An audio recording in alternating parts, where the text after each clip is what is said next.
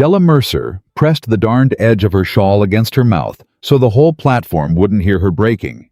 She'd crossed 600 miles of Texas summer dust to marry a man who now stared at her like a bill he never ran up.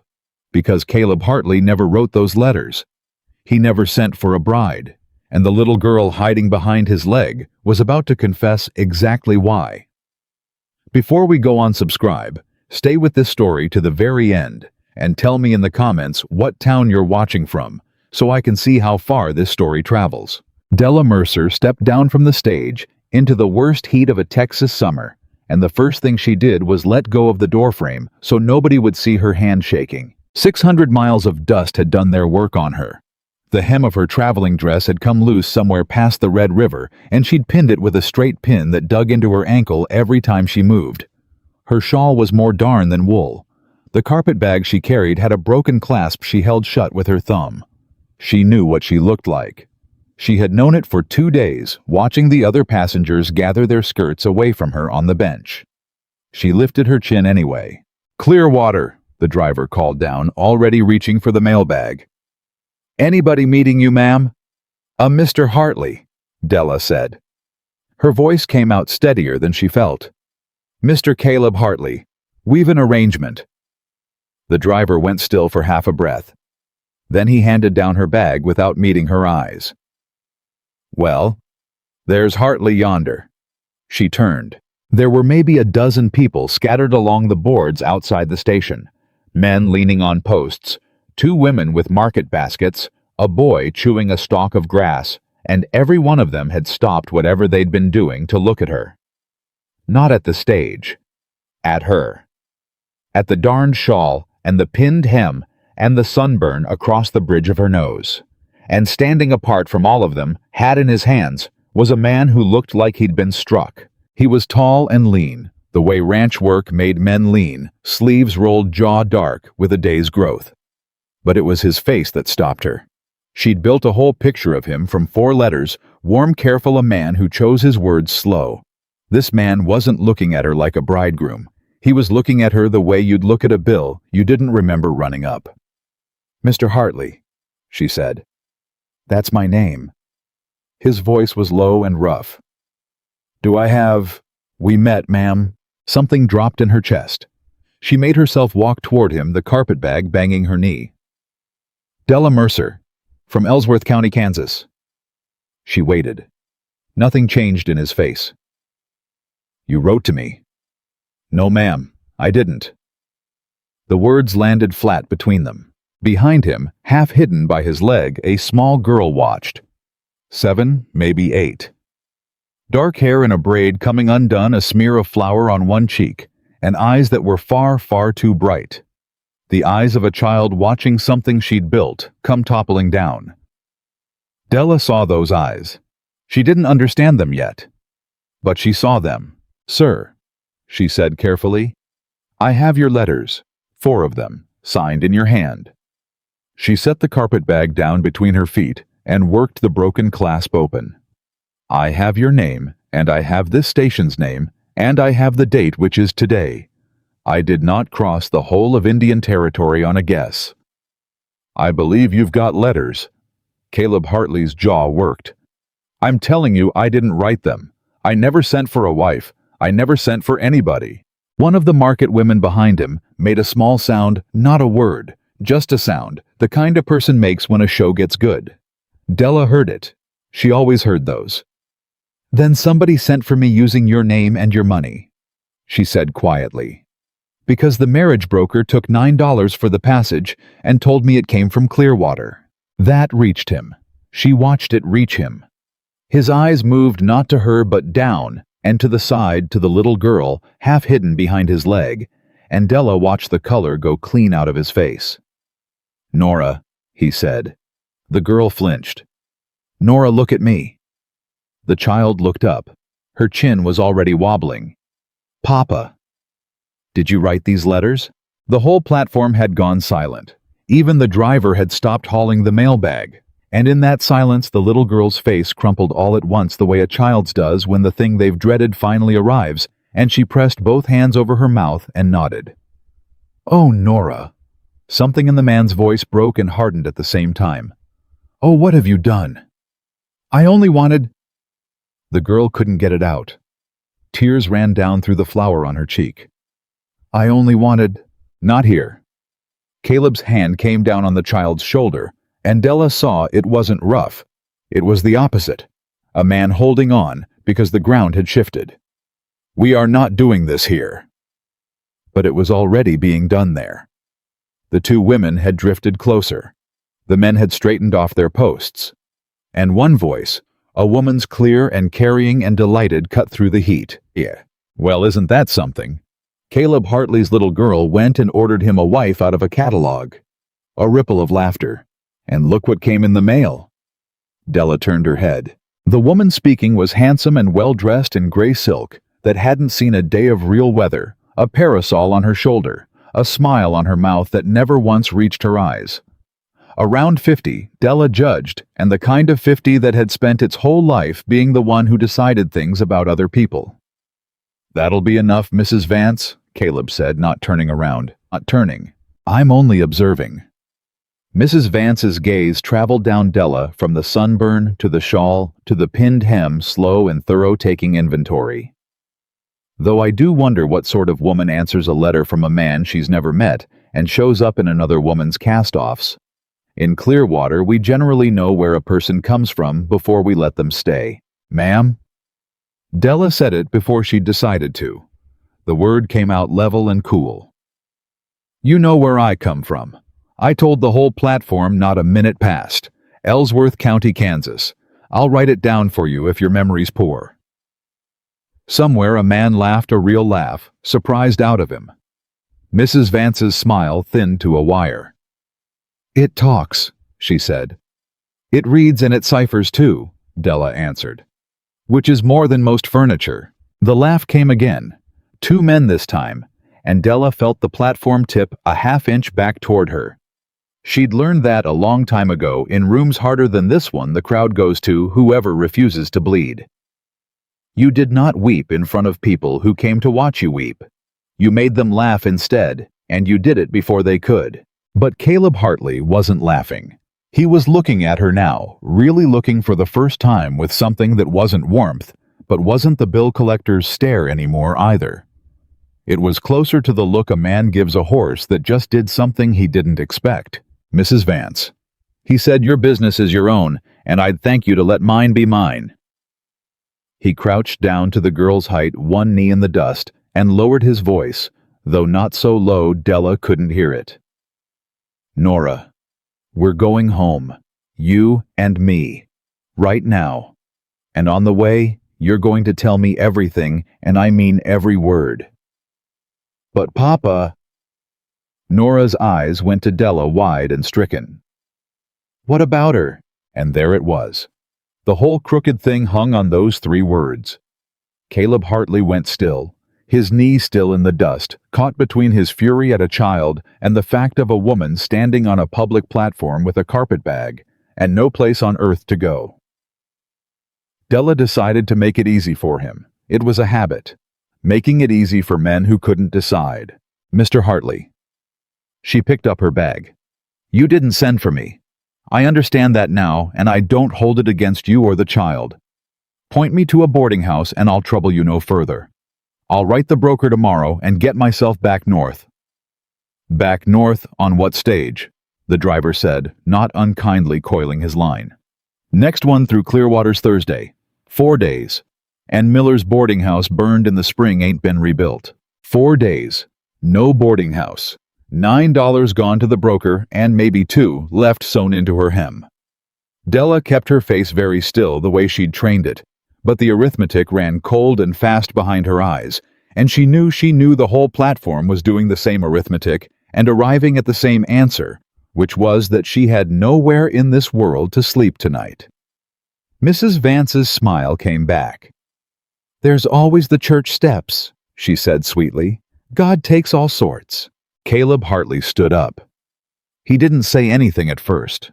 He put his hat on, and he settled it, and he looked at the woman in gray silk for a long moment, and then he looked at Della, and then down at his daughter, whose small hand had crept into his and gripped like she was drowning. "Miss Mercer," he said, "you've had a long ride and a poor welcome, and none of it's your fault.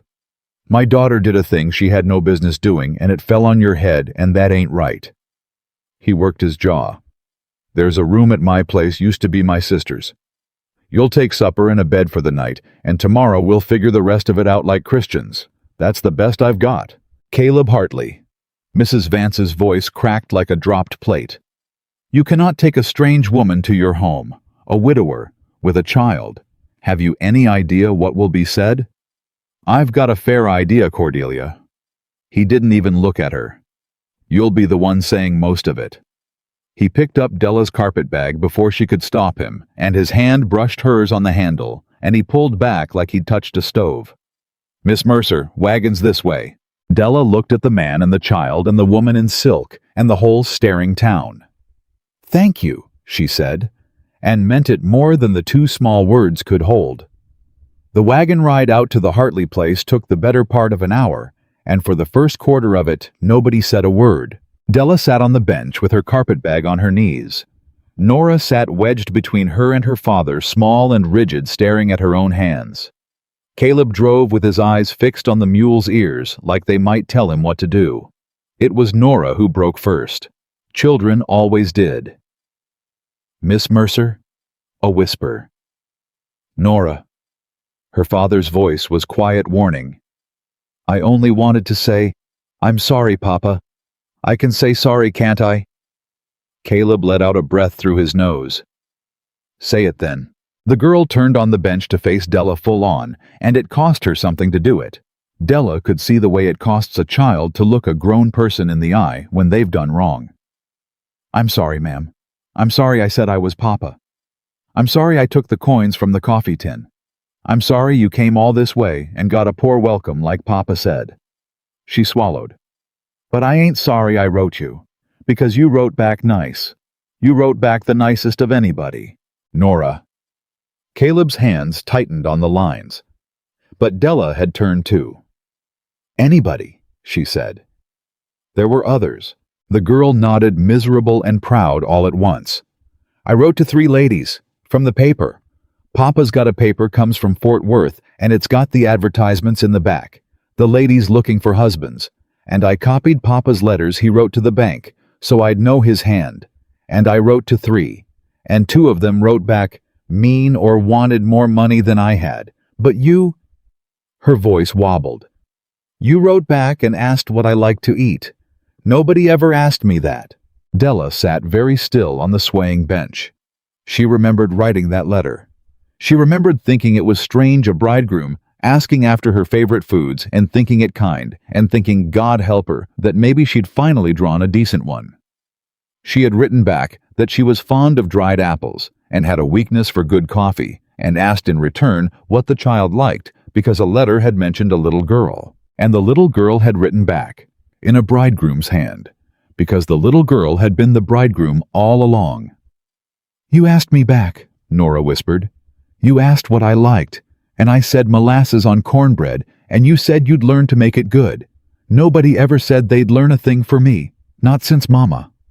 The word landed in the wagon like a stone in a still pond, and the ripples went out and out. Caleb Hartley didn't say anything. His jaw was working, and his eyes were fixed hard on the mules, and Della saw a muscle jump in his cheek, and she understood all at once the whole shape of the thing. A man who'd lost a wife, a little girl who'd lost a mother, a house gone quiet, and a child who'd done a wild, wrong, breathtaking thing, not out of mischief, but out of a grief so large she'd tried to mail-order her way out of it. Della's own eyes stung. She looked out at the mules too. "Nora," she said when she could, "that was a very foolish thing you did." "Yes, ma'am." "You stole from your father, and you told a lie, and you dragged a stranger halfway across the country under false colors, and any of those alone would have earned you a switching." "Yes, ma'am." The girl's head was down. "And it was also," Della said, "just about the bravest fool thing I ever heard of, and I've heard of plenty." Nora's head came up. "Miss Mercer." Caleb's voice was tight. "Don't, please, don't tell her it was—" "I'm not telling her it was right. I'm telling her it was brave." Those aren't the same, and she's old enough to learn the difference. Della looked at the child. It was wrong, and you'll answer for the wrong part. But a girl who loves her papa so much, she'd write letters as him to fetch him a wife. That's not a bad girl, Nora. That's a girl carrying more than she ought to. She paused. How long since your mother passed? 2 years. It was Caleb who answered low. 2 years this July. Summer then. Her passing had come in summer, and here was another summer hot and dry, and full of her absence, and the child had done the arithmetic of it, same as everyone else, and decided somebody had to fix the empty chair at the table. Nobody spoke again until the ranch came in sight. The house was smaller than Della had let herself imagine, and plainer, and she was glad of it. A grand house would have been one more thing to be judged against. This was a working house, a widower's house, clean, but not tended, a place where things got done, but nothing got softened. Caleb helped her down from the wagon out of plain habit, his hand hard and quick, releasing her the instant her feet touched ground. Nora'll show you the room, he said. I've got to see to the stock. There's cornbread from noon, and there's beans on. It ain't much. It's more than the church steps, Della said. That startled a sound out of him, not quite a laugh, but the cousin of one. He looked at her a moment longer than he needed to, then touched his hat and walked off toward the barn, and Della watched him go, and thought, there's a man who's forgotten what his own voice sounds like when it's easy. Inside the girl was a different creature. Away from the town, and the staring Nora Hartley came alive, and she showed Della the room, a narrow bed, a washstand, a window, with the fierce hospitality of a child who has been saving up a welcome. Aunt Sadie slept here before she married Mr. Coombs and went to Abilene, Nora reported. The quilt's got a burn on the corner, but it's a good quilt, and there's a nail for your shawl and a peg for your dress. She stopped, looked at the darned shawl, looked at the pinned hem, and something crossed her small face, the first true understanding of what she'd done, the real cost of it printed on the ruined clothes of a stranger. Miss Mercer, she said in a very small voice. Are you poor, Nora? I only ask because you look poor, and if you're poor, then I done a worse thing than I thought, because I fetched you all this way, and now Papa's going to send you back, and you'll be poor and far from home both. Della sat down on the burned quilt, so she was level with the child. I'll tell you the truth, she said, because you're old enough for it and because you've earned it doing what you did. Yes. I'm poor. I've been poor since my own father died, owing money he couldn't pay, and the men he owed came to collect, and there wasn't a husband nor a brother to stand between them and me. She kept her voice even. So when a nice letter came from Texas asking what I liked to eat, I thought maybe my luck had turned. She looked at the girl. It hadn't turned the way I thought, but I'm not sorry I came. You want to know why? Nora nodded wide-eyed. Because you asked me what I liked, and you meant it. Della reached out and carefully tucked the loose end of the girl's braid behind her ear. That's a rarer thing than you know, Nora Hartley. Rarer than gold. Don't you let anybody teach you it's a small thing to ask a body what they need. It isn't. The girl threw her arms around Della's neck so fast and so hard it knocked the breath out of her. And that was how Caleb Hartley found them when he came in from the barn. The strange woman on his sister's old bed with his daughter wrapped around her like ivy. Both of them, wet-eyed, the last of the summer light coming gold through the window. He stood in the doorway a long moment. Supper's cold if you want it, he said rough, and turned and walked back out. Supper was cold beans and colder cornbread, and the kind of silence that has weight to it. Della ate. She'd gone hungry enough times to know you ate what was set in front of you and thanked God for it, and she said the thanks out loud plain and saw Nora's eyes go round at a stranger praying at the Hartley table where no one had prayed in 2 years. It was Caleb who couldn't stand the quiet. You said your father died owing money. Della set down her spoon. I did. How much does it signify? It signifies to me. He wasn't looking at her. He was looking at his plate. Mrs. Vance and the rest of them are going to spend tonight deciding what you are. By tomorrow, it'll be all over Clearwater. I'd sooner hear the truth from your own mouth than the lie from theirs." He looked up then.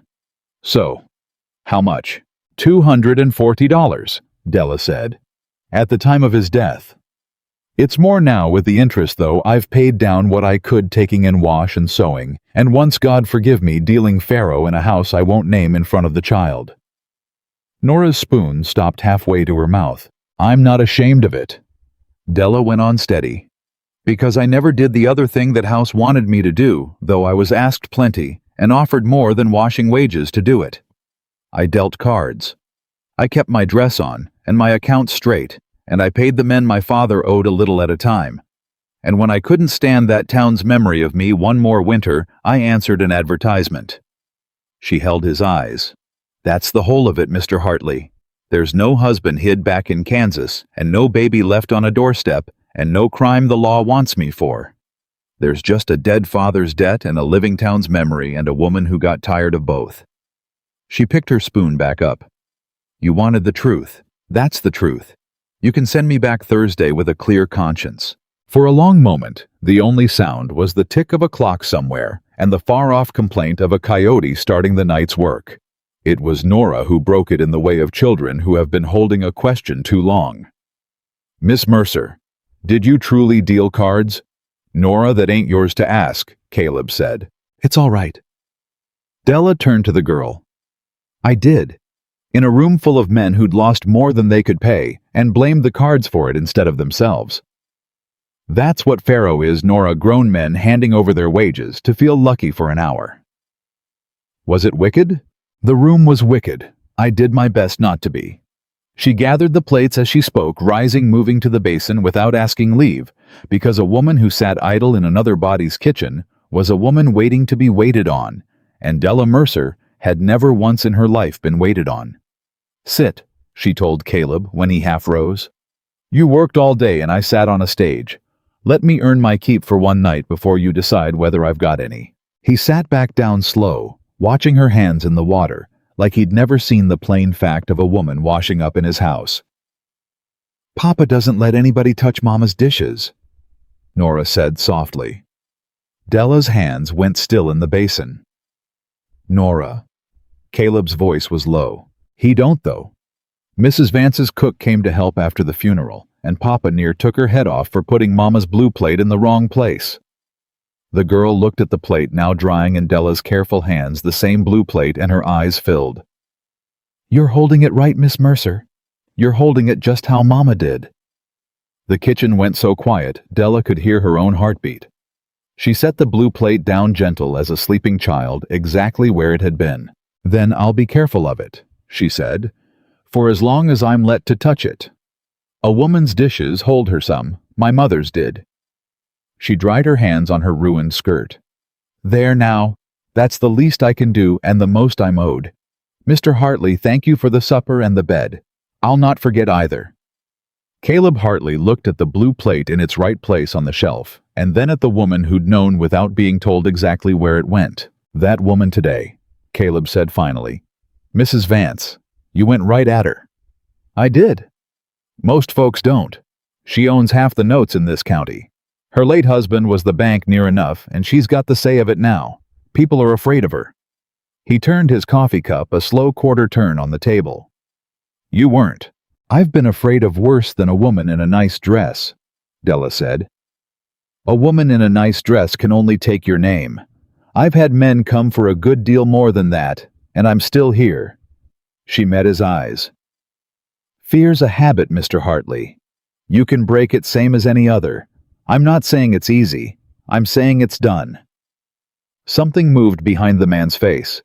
He looked at her the way you'd look at a language you used to speak and had half forgotten. "You talk plain," he said. "I had it beaten out of me to talk pretty. Plain's what's left." She almost smiled. "I expect you find it wearisome." "No." He said it quick, then seemed surprised at himself.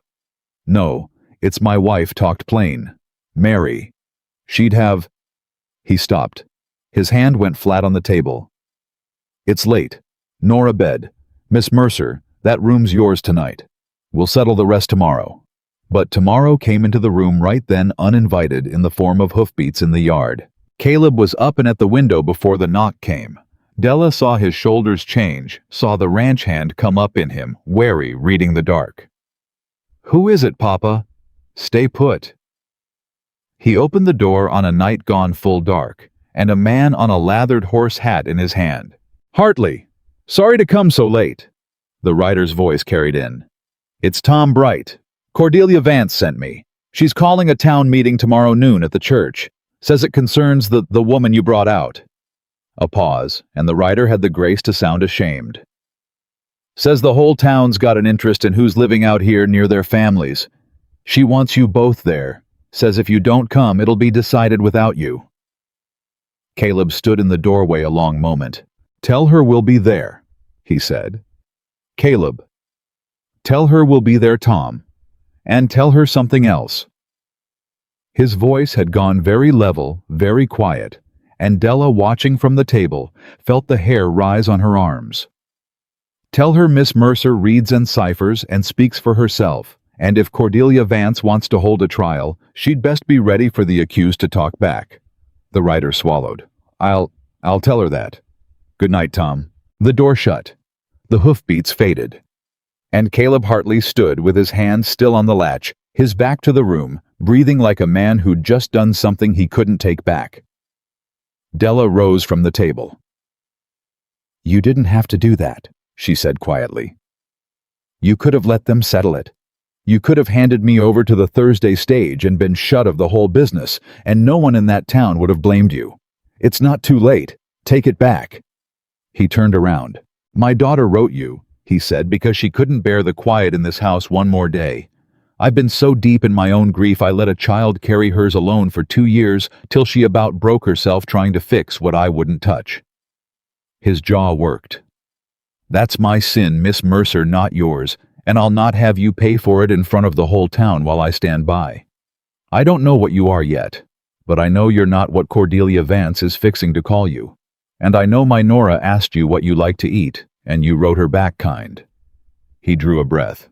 "So no, I won't take it back. Take it."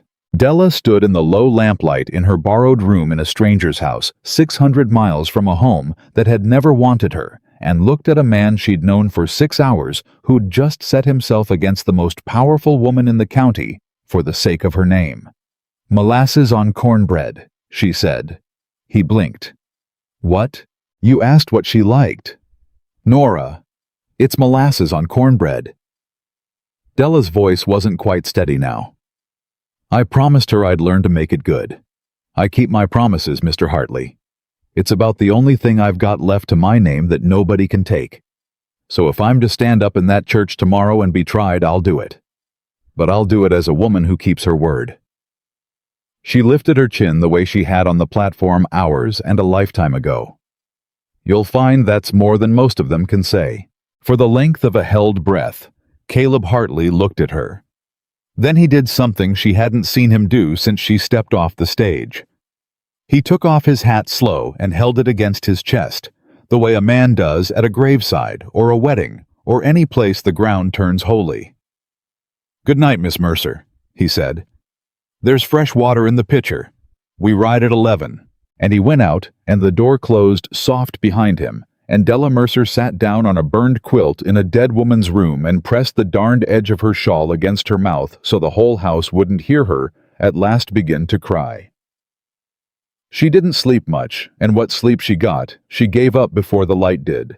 By the time the sky had gone from black to gray, Della had the stove going, and her sleeves pushed back, and a bowl in the crook of her arm, and she was beating cornmeal and buttermilk into submission with a wooden spoon, like it had said something about her. She'd found the molasses on the second shelf behind the flour, half a jug of it gone hard and sweet at the bottom. She'd found the blue plate too, and this time she took it down on purpose and set it on the table where a person would sit to eat. She was sliding the pan into the oven when a voice came small and disbelieving from the doorway. "You're making it." Della didn't turn around. "I said I would." Nora crossed the floor in her nightgown, bare feet quick on the boards, and stopped an arm's length off, like she was afraid the whole thing might turn out to be a dream she'd wake from. "With the molasses. With the molasses. For me. For you.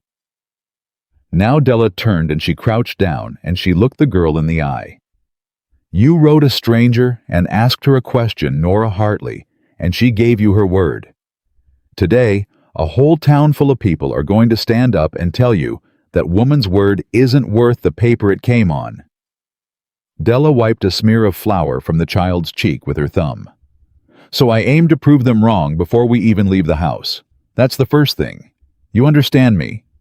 Whatever they say in that church, you'll already know it's a lie, because you'll have it the proof off that blue plate with your own 2 hands. Nora's chin trembled. She threw her arms around Della's neck, and this time, Della was ready for it and held on. That was how Caleb found them for the second time in a day. And he stopped in the doorway the same as before, hat already in his hand, though the sun was barely up. But this time, he didn't turn and walk out. He stood there, and he smelled molasses and hot cornbread in a kitchen that hadn't smelled of anything but coffee and grief for 2 years, and something in his weathered face came apart and got put back together, wrong softer than before. Sit, Della told him, rising brisk because she couldn't bear the look on him 1 second longer without giving way herself. It's hot and it won't stay that way. Nora, wash those hands, they've got the whole barnyard on them. He sat. He watched her cut the cornbread and lay a square of it on the blue plate, and set it down in front of his daughter, and he watched Nora pour molasses over it in a slow, shining ribbon, her tongue between her teeth in concentration, and he watched the girl take the first bite and close her eyes. Well, Della said. Nora chewed, swallowed, opened her eyes. Mama's was good, she said carefully. This is good too, different good. Then quick, like she was afraid she'd hurt somebody. Is it all right to say that? That it's good too? It's exactly right to say that. Della told her, and did not look at Caleb because she could feel him not looking at her. Both of them holding very still around the enormous, fragile thing the child had just set on the table between them. Caleb ate his in 3 bites and said nothing at all, which Della was coming to learn was the loudest thing he did. They rode into Clearwater at 10:30, and they were not the first to arrive. How many you reckon? Della said, watching the wagons and saddle horses thicken along the road as they came up on the town. All of them. Caleb's hands were easy on the lines, but his jaw was set. Cordelia doesn't call a meeting for a quorum. She calls it for a crowd. She wants everybody watching when she does the thing. And what's the thing she means to do? He was quiet a moment. Run you off, he said finally. Make it so. No house in this county'll take you. No store'll sell to you. No soul'll say good morning till the only thing left for you to do is climb on Thursday's stage and be grateful for it. She's done it before. There was a school teacher 4 years back. He stopped himself. It doesn't signify. Point is, she does it clean. No shouting, no mob. Just a room full of respectable folks agreeing out loud that you don't belong till you believe it too. And you? Della kept her eyes ahead. What do you mean to do, Mr. Hartley? The mules walked 6 paces before he answered. I mean to sit beside you, he said, and let 'em wonder. It wasn't a declaration, it wasn't a vow. It was a plain, flat statement of a plain, flat man, and it went through Della warmer than any pretty speech ever had, and she had to look hard at the road for a spell to keep her face in order. The church was the biggest building in Clearwater, and it was full to the walls, and the murmur of it dropped by half when Caleb Hartley walked in with the ragged woman from the stage and his little girl between them. Della felt the eyes go over her the same as yesterday, the shawl, the hem, the sunburn. And she did the same thing she'd done yesterday, which was to lift her chin and refuse them the satisfaction of a woman who looked at the floor. Cordelia Vance stood at the front by the altar rail in fresh gray silk. She had a little table set up beside her with papers on it squared off neat, and she had the Reverend hovering at her elbow, looking like a man who'd been volunteered for something he wanted no part of. Caleb, Mrs. Vance said, warm as a hostess. We'd near given you up. Do sit, and your guest? She let the word hang. There's room at the front. I do like folks where I can see them. We'll stand at the back, thank you, Cordelia. As you like. She turned to the room and her voice changed. Rose took on the smooth carrying weight of a woman who had presided over 100 such rooms. Friends, neighbors, I'll not keep you from your work long, it being harvest weather, and hot as the devil's own kitchen besides. A ripple of dutiful laughter.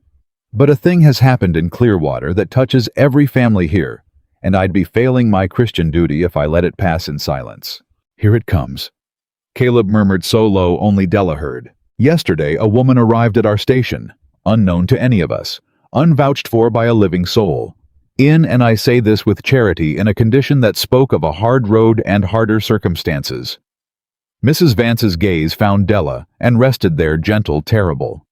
And within the hour she was carried off to live beneath the roof of a widowed man and his motherless child, with no marriage, no chaperone, no kin, and no accounting of who she is or what she's fleeing. Now, I ask you all plain, is that a thing we allow? Is that the sort of arrangement we want our daughters to see as ordinary? A woman 2 rows back said clear, "It is not." And several heads nodded, and Della felt the room lean, felt it start to go the way Vance was pushing it, the way water goes downhill. "I'll speak," Della said. The whole church turned. "You'll have your turn, dear," Mrs. Vance said. I'll speak now." Della stepped forward out of the shadow at the back and walked up the center aisle of that packed church with her broken carpet bag left behind, and her pinned hem showing, and her chin up, and she did not hurry, and she did not falter, and by the time she reached the front, there wasn't a sound in the place, but her own footsteps. She turned and faced them all. "My name is Della Mercer," she said. "I'm from Ellsworth County, Kansas, and Mrs. Vance is right, that not a one of you knows me, so let me fix that since she's gone to such trouble to gather you." Her voice was steady, and it carried. "My father was a horse trader who drank his profits, and died owing $240 to men who don't forgive a debt. I was 19. I had no husband and no brother and no money, and those men came to our house, and I learned that year what a woman alone is worth to the world, which is exactly nothing unless she makes herself worth something." She swept the room with her eyes. "So I made myself worth something. I took in wash till my hands cracked. I sewed for women who wouldn't be seen speaking to me on the street. And yes, she said it before anyone could, threw it down like a card, face up on the table. For 2 years, I dealt faro in a gambling house because it paid, and because it kept me off the road. My father's death had otherwise laid out plain in front of me. I dealt cards. I never did worse. And I paid down every dollar that drunk man left me, a nickel and a dime at a time, till I couldn't stand my own town's face any longer, and I answered an advertisement and got on a stage." She let that sit.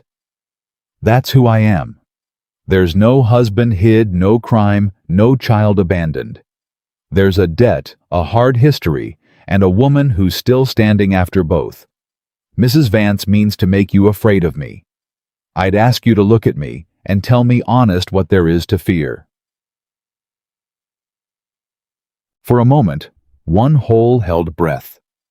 Of a moment, the room was hers. Della felt it. A man near the front had taken his hat off. A young mother was looking at her with something that was almost recognition, almost kinship. And Cordelia Vance smiled, because Cordelia Vance had been saving something. "How refreshing," she said, "to hear a woman confess before she's asked. It quite takes the wind out of a body's sails." She lifted the top paper off her neat little stack. "Though I'll admit I did some asking of my own. There's a wire office in this town, Miss Mercer, as I'm sure you know, being a woman of the world.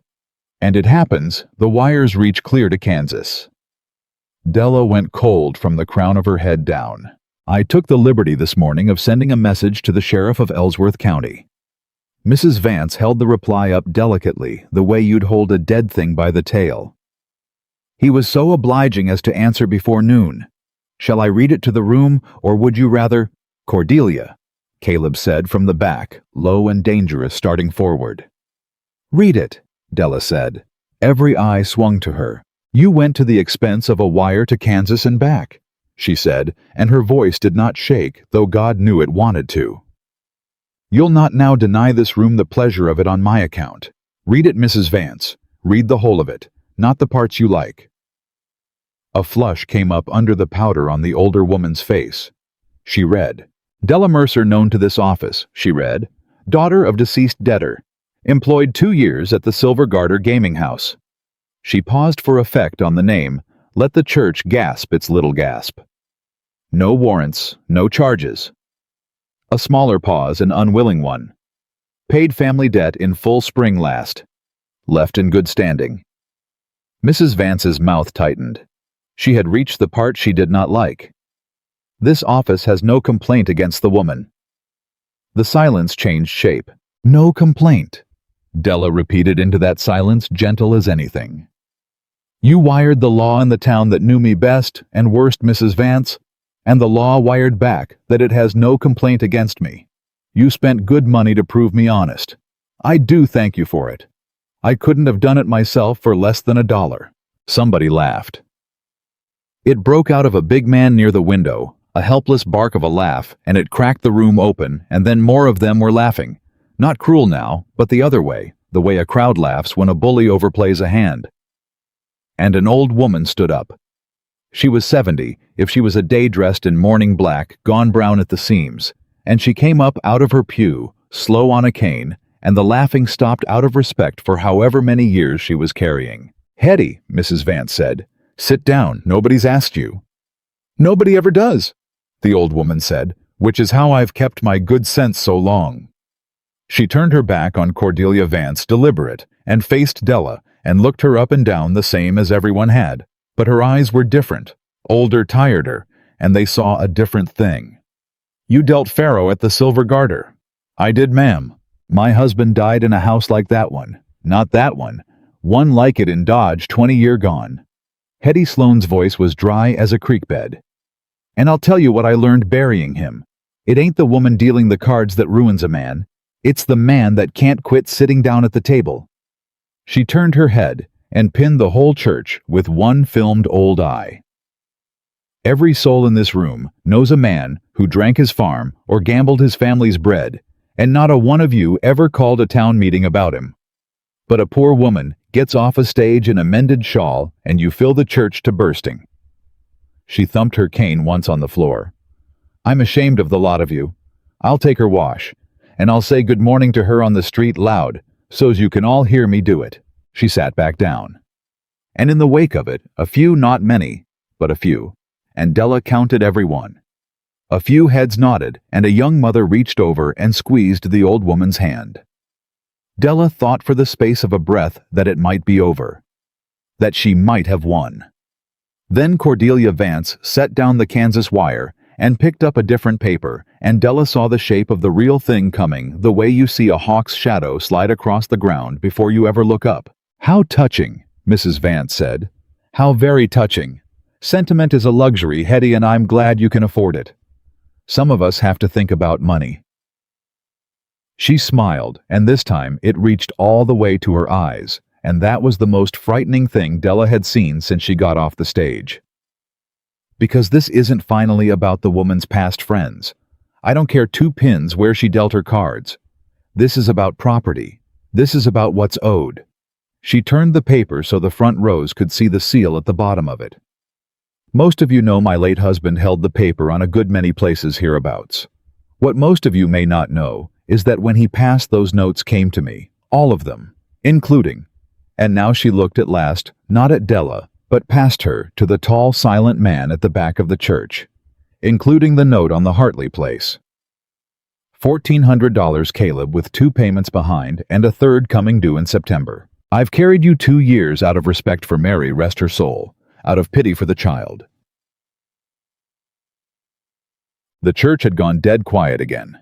Della didn't dare turn around. She could feel Caleb behind her like heat off a stove. Now, Mrs. Vance went on soft, reasonable, ruinous.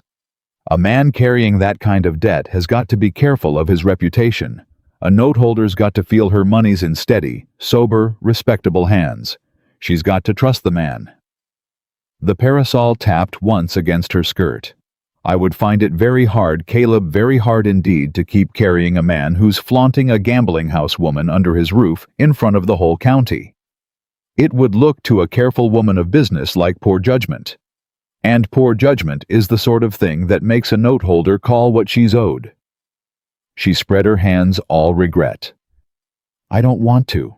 Lord knows I don't. But you'll see I'd have no choice. There it was. The whole trap sprung at last, and every jaw in it. Keep the ragged woman, lose the ranch. Della understood in one sick rush why the schoolteacher 4 years back had gotten on the stage. Vance never raised her voice. Vance never told a soul what to do. She just stood in front of you and quietly arranged the world so that doing right cost you everything you had, and then she let you make your own choice and called it Christian charity. Della turned around then. She had to. She had to see his face. Caleb Hartley stood at the back of his own town's church with his daughter's hand in his, and $1,400 of debt hung around his neck in front of every neighbor he had, and his face had gone gray and shut. The bill collector's face from the platform, the closed-door face, and he was not looking at Della. He was looking at nothing. He was looking at September. Well, Caleb, Mrs. Vance said, gentle as a mother. It's an easy thing. Put the woman on Thursday's stage. I'll even pay her passage.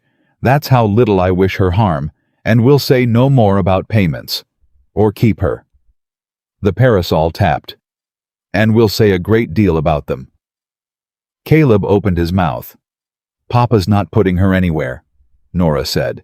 The child's voice cut through the church clear as a struck bell, high and furious and shaking, and every head turned to the little girl standing between the ragged woman and the silent man.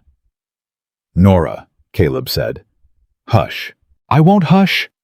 She wrenched her hand out of her father's and stamped one small foot on the church floor. You all sit there so mean, and Miss Mercer made me cornbread with molasses this morning off Mama's blue plate, and nobody's touched Mama's blue plate in 2 years, not since. Her voice broke, and she plowed straight through it, the way children do.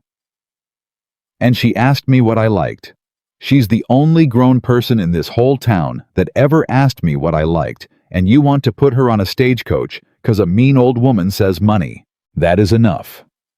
Mrs. Vance's calm cracked just at the edges, just for a second, but Della saw it, the flash of a woman who could not abide being defied by a child in front of a crowd. Caleb, control your— No, Caleb Hartley said. He said it quietly, but he stepped forward when he said it, one long step out from the back wall, and put his hand on his daughter's shoulder, and Della watched the gray leave his face, and something harder come into it, something that had been buried under 2 years of grief, and was digging its way back up into the light. No, Cordelia, I'll not control her. She's saying the only honest thing that's been said in this church all morning, and she's 8. He drew a breath. I've got to think on the note. I'd be a liar and a fool to stand here and tell you I don't with a child to feed and a third payment coming. So I'll not give you your answer today, and I'll not be pushed to it in front of 40 people, which I reckon is exactly why you did it in front of 40 people. His jaw worked. But I'll tell you what I can say. I'll not put a woman out on the road today to save myself a hard month. My Mary would climb up out of her grave and switch me for it. So Miss Mercer comes home with us, and I'll wrestle the rest of it out where it's my own business, and not the whole county's entertainment. He took his hat off of the peg by the door where he'd hung it, and put it on, and looked at Cordelia Vance with a flat, cold courtesy worse than any anger. Good day to you, he said.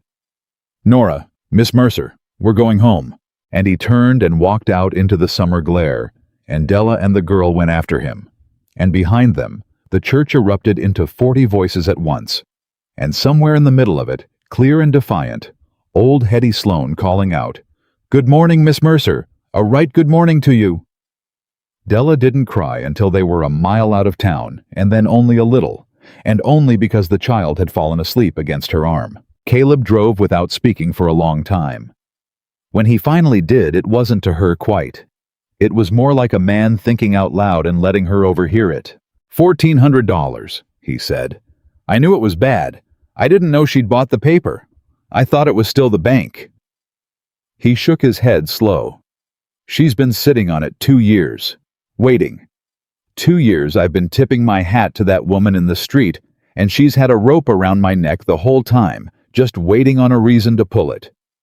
He looked at his own hands on the lines. And I handed her the reason, Yesterday. Off a stagecoach.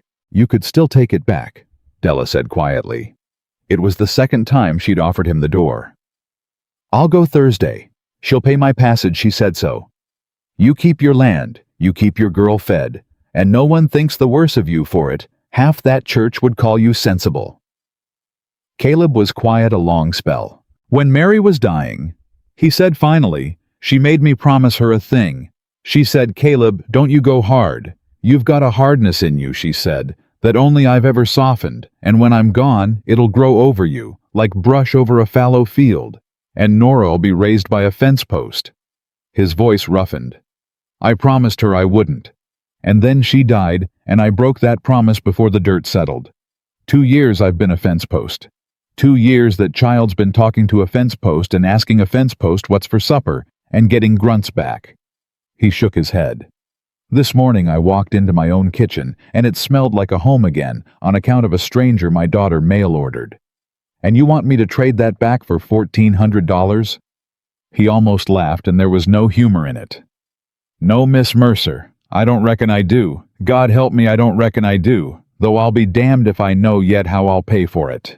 Della looked at the sleeping child against her arm, and the hard, tired man beside her, and the empty road, and she made herself say the thing she did not want to say. Then you'd best let me earn my keep, she said, and not as a guest.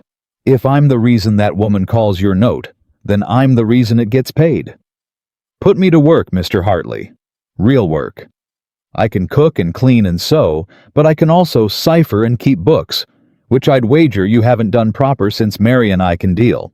I can figure a man's odds faster than he can. That's the one useful thing that House taught me.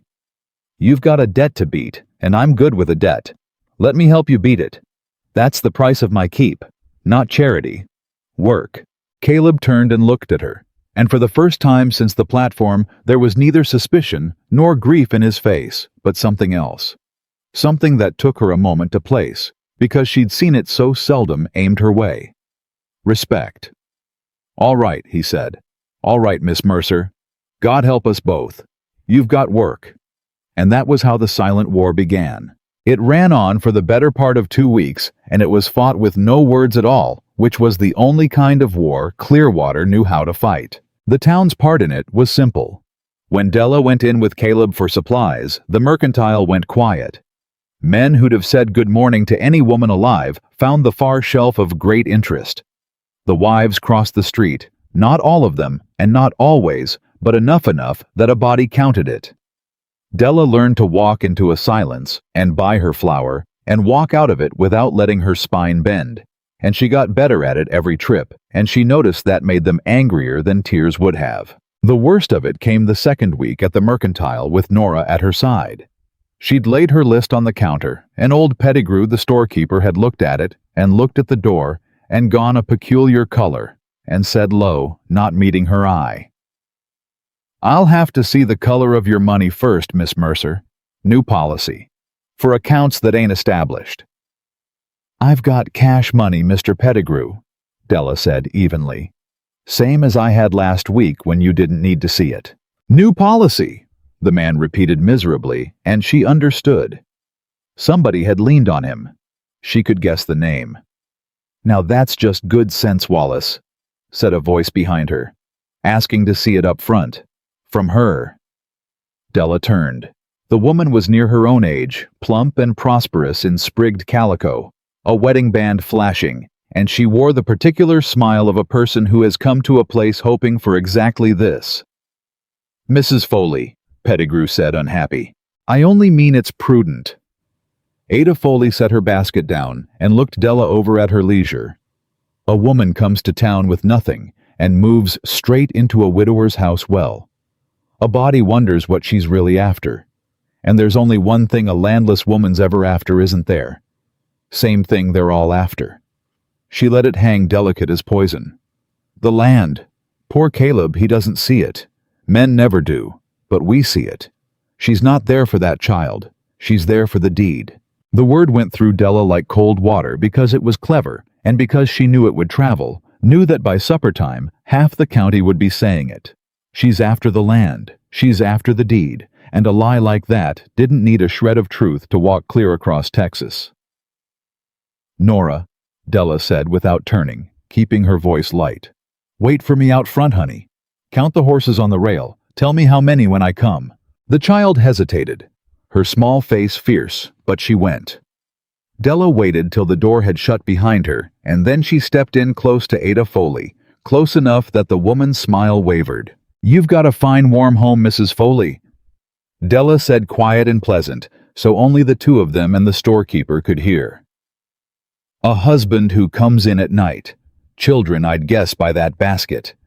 You've never once in your life had to wonder where you'd sleep or trade your dignity for your dinner, or stand in a church and hear your name read off a wire." She held the woman's eyes. "So I'll forgive you not knowing what a woman like me is really after. I'll tell you plain, and you can carry it home and serve it up with the rest of your gossip. I'm after a full stomach and honest work and a bed that's my own. That's the whole of my greed. And if that little girl waiting out front counts me family before this is done, then I'll have got more than I ever dared ask the Lord for. And it won't be a deed, and it won't be dirt." She stepped back.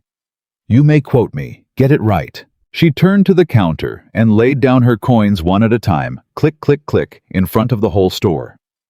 "My flour, Mr. Pettigrew," she said. "There's your color. It's the same as anybody's." And a dry old voice from the doorway said, "Put it on my account, Wallace, and don't you dare argue." And there was Hetty Sloane on her cane, having heard the last of it, glaring the room into submission. "Good morning, Miss Mercer. I count 4 horses on that rail, same as your girl. She's a sharp one." Della walked out with her flour and her spine straight, and she did not let a soul in that store see what it had cost her. But Ada Foley's words rode home in the wagon, with her quiet and patient as a splinter, and she knew the way she'd learned to know things, that of everything said against her, yet that one she's after the land was the one with teeth. That one would come back. The town's part in the war was to say it. Della's part was to make herself impossible to send away.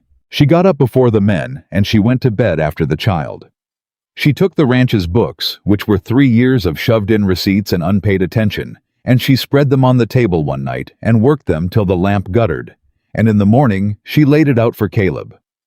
Plain what he owed, what he was owed, where the money leaked out where it could be damned. She found $40 owed to him by a cattle buyer he'd been too proud to done, and she wrote the man a letter over Caleb's signature that got the $40 in 9 days. She figured that the north pasture, which Caleb ran a handful of scrub cattle on out of habit, would fatten more head than he'd ever put there, and she showed him the numbers till he believed them. She fixed the kitchen so a body could cook in it without walking a mile between stove and table. She patched the roof of the smokehouse herself up a ladder in the killing heat, with her mended hem tucked into her waistband, because Caleb was out with the stock and it needed doing, and she was not a woman who waited for a thing to be done for her. And she taught the child to read. That was the part that undid Caleb in the end, more than the books, or the roof, or the recovered $40. He came in one evening bone-tired and found his daughter sitting at the table with her finger under a line of print, sounding it out slow. The horse ran to the water. And Della beside her with her chin in her hand, patient as stone, and when Nora got the last word, the child looked up at her father with her whole face shining and said, "Papa, I read it. I read the whole thing myself."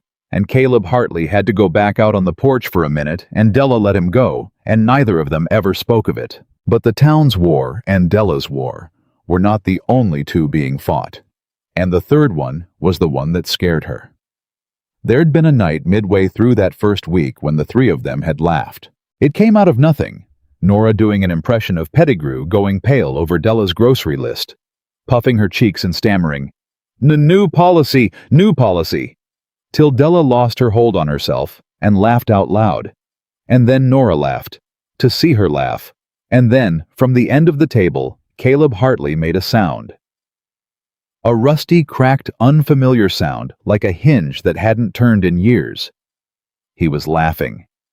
He had his hand over his mouth like a man caught doing something forbidden, and his shoulders were shaking, and for about 4 seconds, the Hartley kitchen held a family in it. Then he heard himself.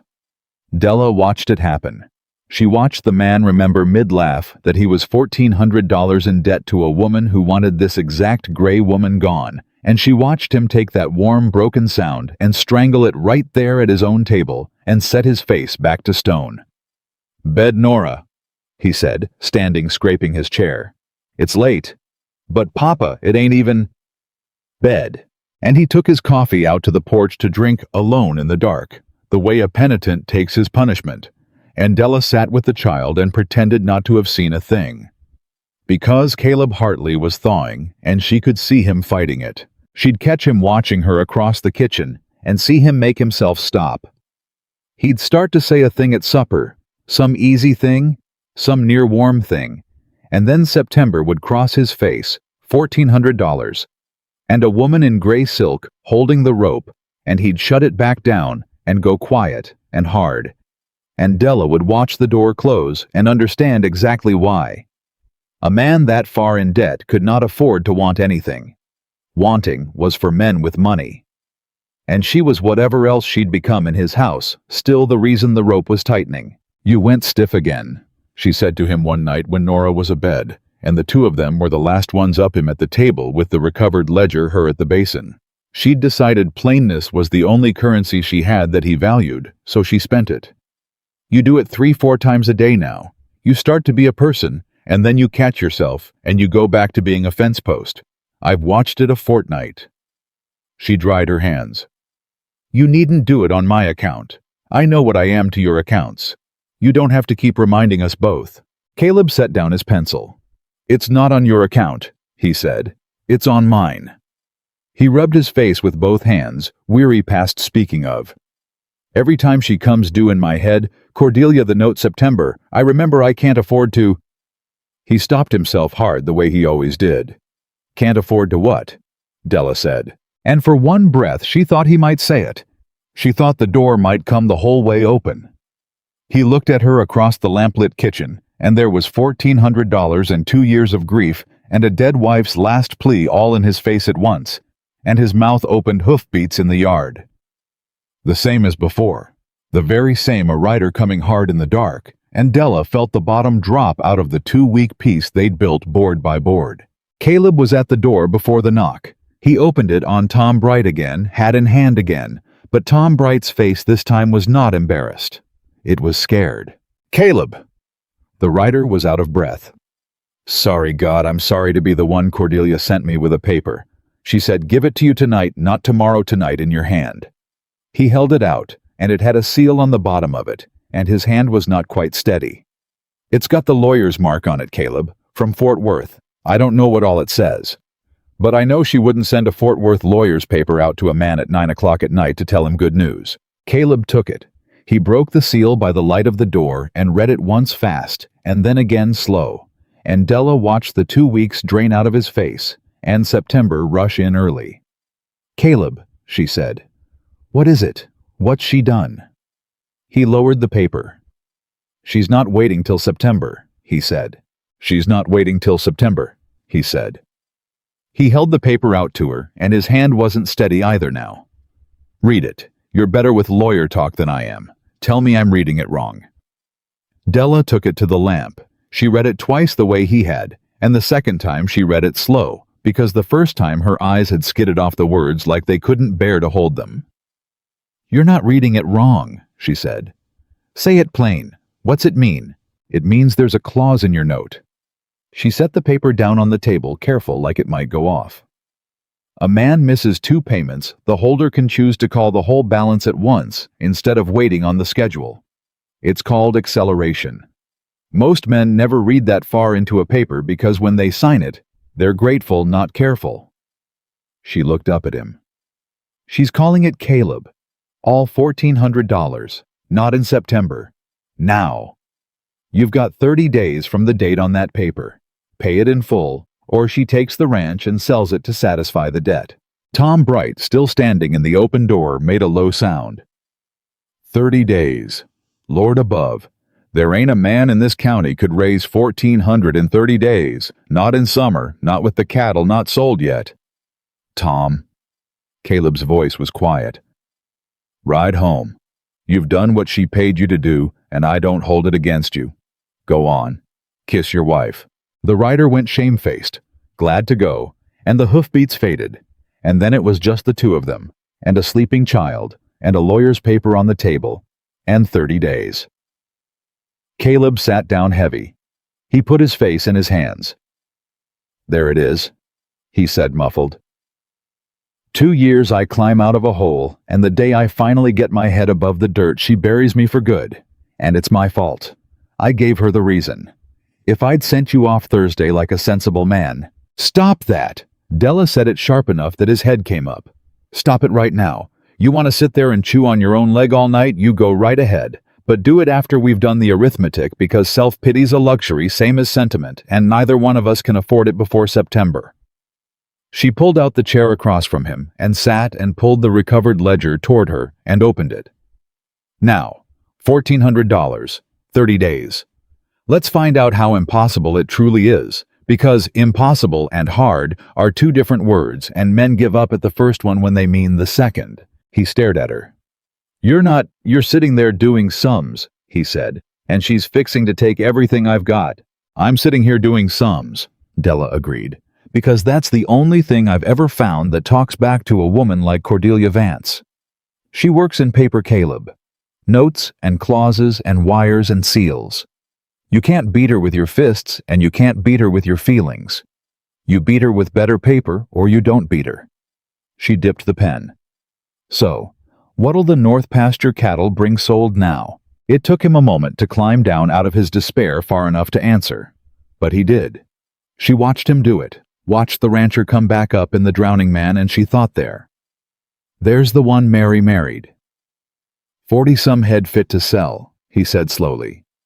In a good year, at a fair price. $9–10 a head.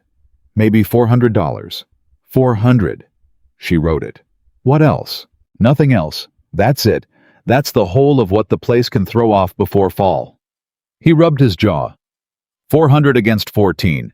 We're 1,000 short, Della. $1,000 short in 30 days. It can't be done.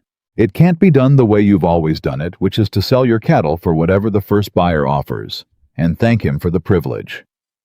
Della's mind was already 3 moves ahead, the way it went when she'd worked a table reading the whole board at once. How many head could you gather if you drove not just the North Pasture, but everything you've got that'll sell every steer, every dry cow the lot, and pushed 'em all the way to the railhead at Fort Worth instead of dumping 'em on the first local buyer? Caleb blinked. The railhead's 4 days' drive. I've not got the hands to— How many head, Caleb? He did the sum in spite of himself. 100. 110. If I stripped the place near bare and gambled next year on it. 100 head at Fort Worth prices, not Clearwater prices. Della's pen moved. $12–13 a head where the buyers compete for you instead of you begging them. That's $1,300, Caleb. 1,300 against 14. She looked up, and for the first time that night, there was something like a fire in her. That's not 1,000 short. That's 100 short. And 100 short is a hole a body can climb out of. That's not impossible. That's just hard. Caleb Hartley looked at the ragged woman across his table, doing sums by lamplight at 10 o'clock at night with a lawyer's ruin sitting between them, and something moved across his face that Della had no name for. Mary used to do that, he said quiet. Turn a thing over till she found the handle on it. I forgot a person could. Then don't forget again. Della closed the ledger. We drive to Fort Worth. We need hands, and we need to move fast, and we need it done inside 3 weeks, so there's margin for the road. It'll be the hardest month of your life and mine, and it might still fail, and I'll not lie to you and say different. But it's a chance, and a chance is more than we had 2 hours ago. She stood. Now go to bed. You'll need your legs under you tomorrow, because tomorrow we go find you hands. Finding hands turned out to be the second lesson in exactly how far Cordelia Vance's arm reached. They started with the neighbors, because that was how a drive got done on the frontier. A man gathered his cattle and his kin, and his neighbors pitched in, and he pitched in when their time came, and it went around like that, and nobody got rich, but nobody got left. Caleb had ridden other men's drives a dozen times. He'd earned the help he was going to ask for. The first place they rode to was the Reese spread 4 miles north, because Josiah Reese was the closest thing Caleb had to a friend left in the county, an old widower himself, 60-odd, who'd stood up at Caleb's wedding and dug at Mary's grave with his own hands. Josiah met them at his gate and did not open it. "Caleb." The old man wouldn't look at Della at all. "I heard you was coming. Figured you'd want the loan of my boys and my remuda for a drive." "That's the truth of it, Josiah. I'm in a bad spot. 30 days to raise 1,400 or Cordelia takes the place. I wouldn't ask if—" "I can't." Josiah Reese said it fast like a thing he'd practiced so he could get it out before his own shame stopped him.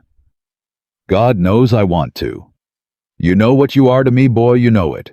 But she holds my paper too, Caleb. $600 of it. And 2 days ago, a fellow rode out from town and made it real plain that any man who helps you make that Fort Worth drive will find his own note called the week after." The old man's voice cracked. "I've got 3 grandchildren living under my roof since my Sarah's girl passed. I can't gamble their beds on your drive. I can't. Don't ask me to. Please don't ask me to."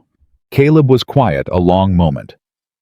"I'm not asking you to," he said, finally gentle. "Go on back and Josiah. Kiss those grandbabies. This ain't your fight, and I'll not make it yours." They rode away from the Reese gate in silence, and it was Della who broke it, because she'd been doing the arithmetic on more than cattle. "She's not just after your ranch," Della said. "What? Think on it. She wired Kansas the very morning I arrived. She had my whole history inside a day. She's been sitting on your note 2 years patient as a spider. She bought up Josiah Reese's paper too, and Lord knows how many others. And now she's got a man riding the county threatening every soul who might lift a finger to help you." Della shook her head slowly. "That's not a woman defending the town's morals from a gambling house woman, Caleb. That's a campaign. She was ready for this before I ever stepped off that stage. I just gave her a door to walk through that looked respectable, but she was already standing at the wall looking for the door." She turned to him. "The question that's been eating me since we left that gate is why? Why your place? Why Reese's? What's a woman with more money than God want with a handful of dusty hardscrabble ranches she has to ruin good men to get?" Caleb had no answer, but the question had teeth, and it rode home with them, and it would not let Della sleep. Nor did the next days give her rest. Because it wasn't only the neighbor's hands that Vance had reached, it was every road out of the trap one by one. Della had a plan for a buyer. There was a cattleman named Dunmore, who came through Clearwater twice a season, a fair dealer by all accounts, and if Caleb could sell even part of the herd to Dunmore up front for cash, they'd have a stake to fund the drive on the rest. Caleb rode in to find him at the hotel where he always stayed. He came home with his face like a shut door. "Dunmore's gone," he said, swinging down.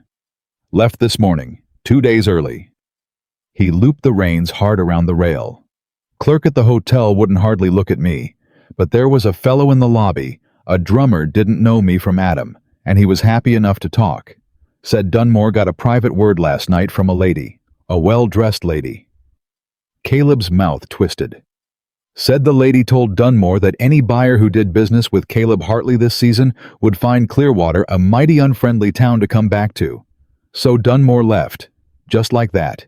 Didn't even leave word." Della stood on the porch and felt the walls come in another inch. "She's closing every door before we get to it," she said. "The neighbors for hands, now the buyers for cash. She's not waiting for us to fail Caleb. She's making sure of it. Then how in God's name do we drive 100 head to Fort Worth with no hands and no stake in 30 days that's already down to 26? His voice wasn't angry. That was the worst of it. It was flat going toward beaten. "Every road you find, she's already stood a man across it. Then we find a road she hasn't thought to block," Della said. But she said it more to keep the both of them upright than because she'd found one yet, and Caleb heard that too, and went inside without answering, and the screen door clapped shut behind him, like a period at the end of a hard sentence. She found the answer 3 days later, and she found it from Hetty Sloan. Della had taken the old woman a basket, some of the smokehouse ham, a jar of the plum preserves she'd put up plain. Thanks for a woman who'd said good morning in a store when nobody else would. Hetty had made her sit and drink coffee, and they'd talked the way women talk when one of them is old enough to have stopped being afraid of anything. And somewhere in it, Della had said the thing that was eating her. I can't work it out, Miss Hetty. Why Caleb's place? Why Reese's? What does she want with them? Hetty Sloan set down her cup. Her old eyes went sharp. You don't know, she said. Well, I suppose there's no reason you would being new. But I'd have thought Caleb, she snorted. No, Caleb wouldn't. That boy's had his head so far down in his grief these 2 years, he wouldn't notice the sky fall. Child. She leaned forward. You ever wonder why this town's called Clearwater? Della went very still. Water. Water. Hetty nodded grim. This is dry country. You've seen it. In a bad summer, half the wells in this county go to mud and half the creeks to dust. But there's water that never fails, girl. There's a spring that comes up cold out of the rock and feeds a creek that runs green all summer long, dry year, or wet, and it has since before the Comanche, and every drop of it comes up on land that belongs to... She let it hang. Caleb, Della whispered. Caleb Hartley's north section. His granddad settled it for exactly that reason. That spring's the reason there's a town here at all. Hetty's voice dropped. Now, you want to know what I know I keep to my house, child, but folks forget an old woman's got ears. There's been railroad men in Clearwater 3 times this spring, surveyors with their sticks and their chains. And you know where they go every time first thing. They ride out and they look at that spring. Because a railroad can't run on hope, girl. It runs on water. Them engines drink it by the ton. And a rail line's coming through this country inside 2 years, and the company that owns the water the trains drink. She spread her gnarled hands. That land's not worth $1,400, child. 2 years from now it's worth $20,000. 50. And Cordelia Vance has known it since before the first surveyor's dust settled, because Cordelia Vance always knows first. That's the whole of her genius, knowing first. The old woman sat back. She's not ruining Caleb Hartley to teach a fallen woman a lesson. She's ruining him to steal a fortune, and she's using you to do it clean, so the whole town cheers her on while she robs a widower and his little girl blind. That's your answer. I hope it helps. I don't see how it can. Della rode home with the whole ugly shape of it clear at last, and it did not help exactly. But it did something else. It burned the fear clean out of her and left something harder in its place. Because Ada Foley had stood in that mercantile and told the whole store that the ragged woman was after the land, and all the while it was Cordelia Vance in her gray silk who was after the land and had been for years, and had dressed her greed up in Della's sins and sold it to the town as virtue. The accusation had been true. Somebody was after the deed. They'd just pinned the wrong woman with it. But the rumor didn't care whose name it wore, and 2 days after Hetty told her the truth, the lie came home and put its hands on the child. Nora had begged to go into town with Caleb for the mail she'd been writing her Aunt Sadie in Abilene, sounding out the words herself, now proud of everyone. And she'd wandered the 20 feet from the post office to the water trough while her father was inside. And that was long enough. When Caleb came out, she was standing rigid by the trough with her fists balled, and 3 older children backed off from her in a half circle. And one of them, a boy of 11 or 12, was chanting it in the sing-song, "Children learn from their mother's kitchens." Nora's got a card-sharp mama. Nora's got a card-sharp mama, come to steal the ranch away. Caleb crossed that street in about 4 strides, and the children scattered like quail, and he got down on one knee and took his daughter by the shoulders, and Della, who'd stayed in the wagon because a trip to town was a battle now, and she picked them careful. Della saw the whole of it from 30 feet off and could not reach them in time to do a thing. The child wasn't crying. That was what undid Della later thinking on it. Nora wasn't crying. She was too angry to cry. She looked her father dead in the eye, and she said loud enough for the whole street to hear it. "She is not a card sharp. She is my mama now if I say she is. And you tell them, Papa. You tell them right now in front of everybody, or I'll do it myself." The street had gone quiet. Faces in the store windows. Ada Foley frozen on the boardwalk with her basket. And Caleb Hartley knelt in the dust of Clearwater's main street with his little girl's ultimatum ringing off the storefronts and every soul in town waiting to see what the debt-ridden widower would do. He stood up. He turned around slow, and he found the boy who'd been chanting half-hid now behind a rain barrel, and he found the boy's mother 2 doors down, pretending to sweep a clean step. "Miss Tanner," Caleb said, and his voice carried flat and clear. "Your boy's got a song. I expect he learned it at home. You tell him and you tell whoever taught it to him that the woman living under my roof came to my girl when nobody else in this Christian town would and taught her letters, and that's a sight more than any of you have done for a motherless child in 2 years. And the next time I hear that song, I'll want to know from what kitchen it came." He set his hat. "Come on, Nora. We've got our mail." He lifted the child into the wagon, and she pressed herself against Della's side, still stiff and furious, and Della put an arm around the small, shaking shoulders, and said nothing at all, because there wasn't a word big enough, and Caleb climbed up and drove them out of that silent, staring town, with his jaw set, like a man carved out of the same stone the spring came up through. It was a good deal later, back at the ranch, that Nora finally cried not over the children, but over something else entirely. "Miss Mercer," she whispered when Della was tucking her in. "I said you were my mama. In front of everybody. I said it before I asked you." Her lip trembled. Is that all right? You can say no.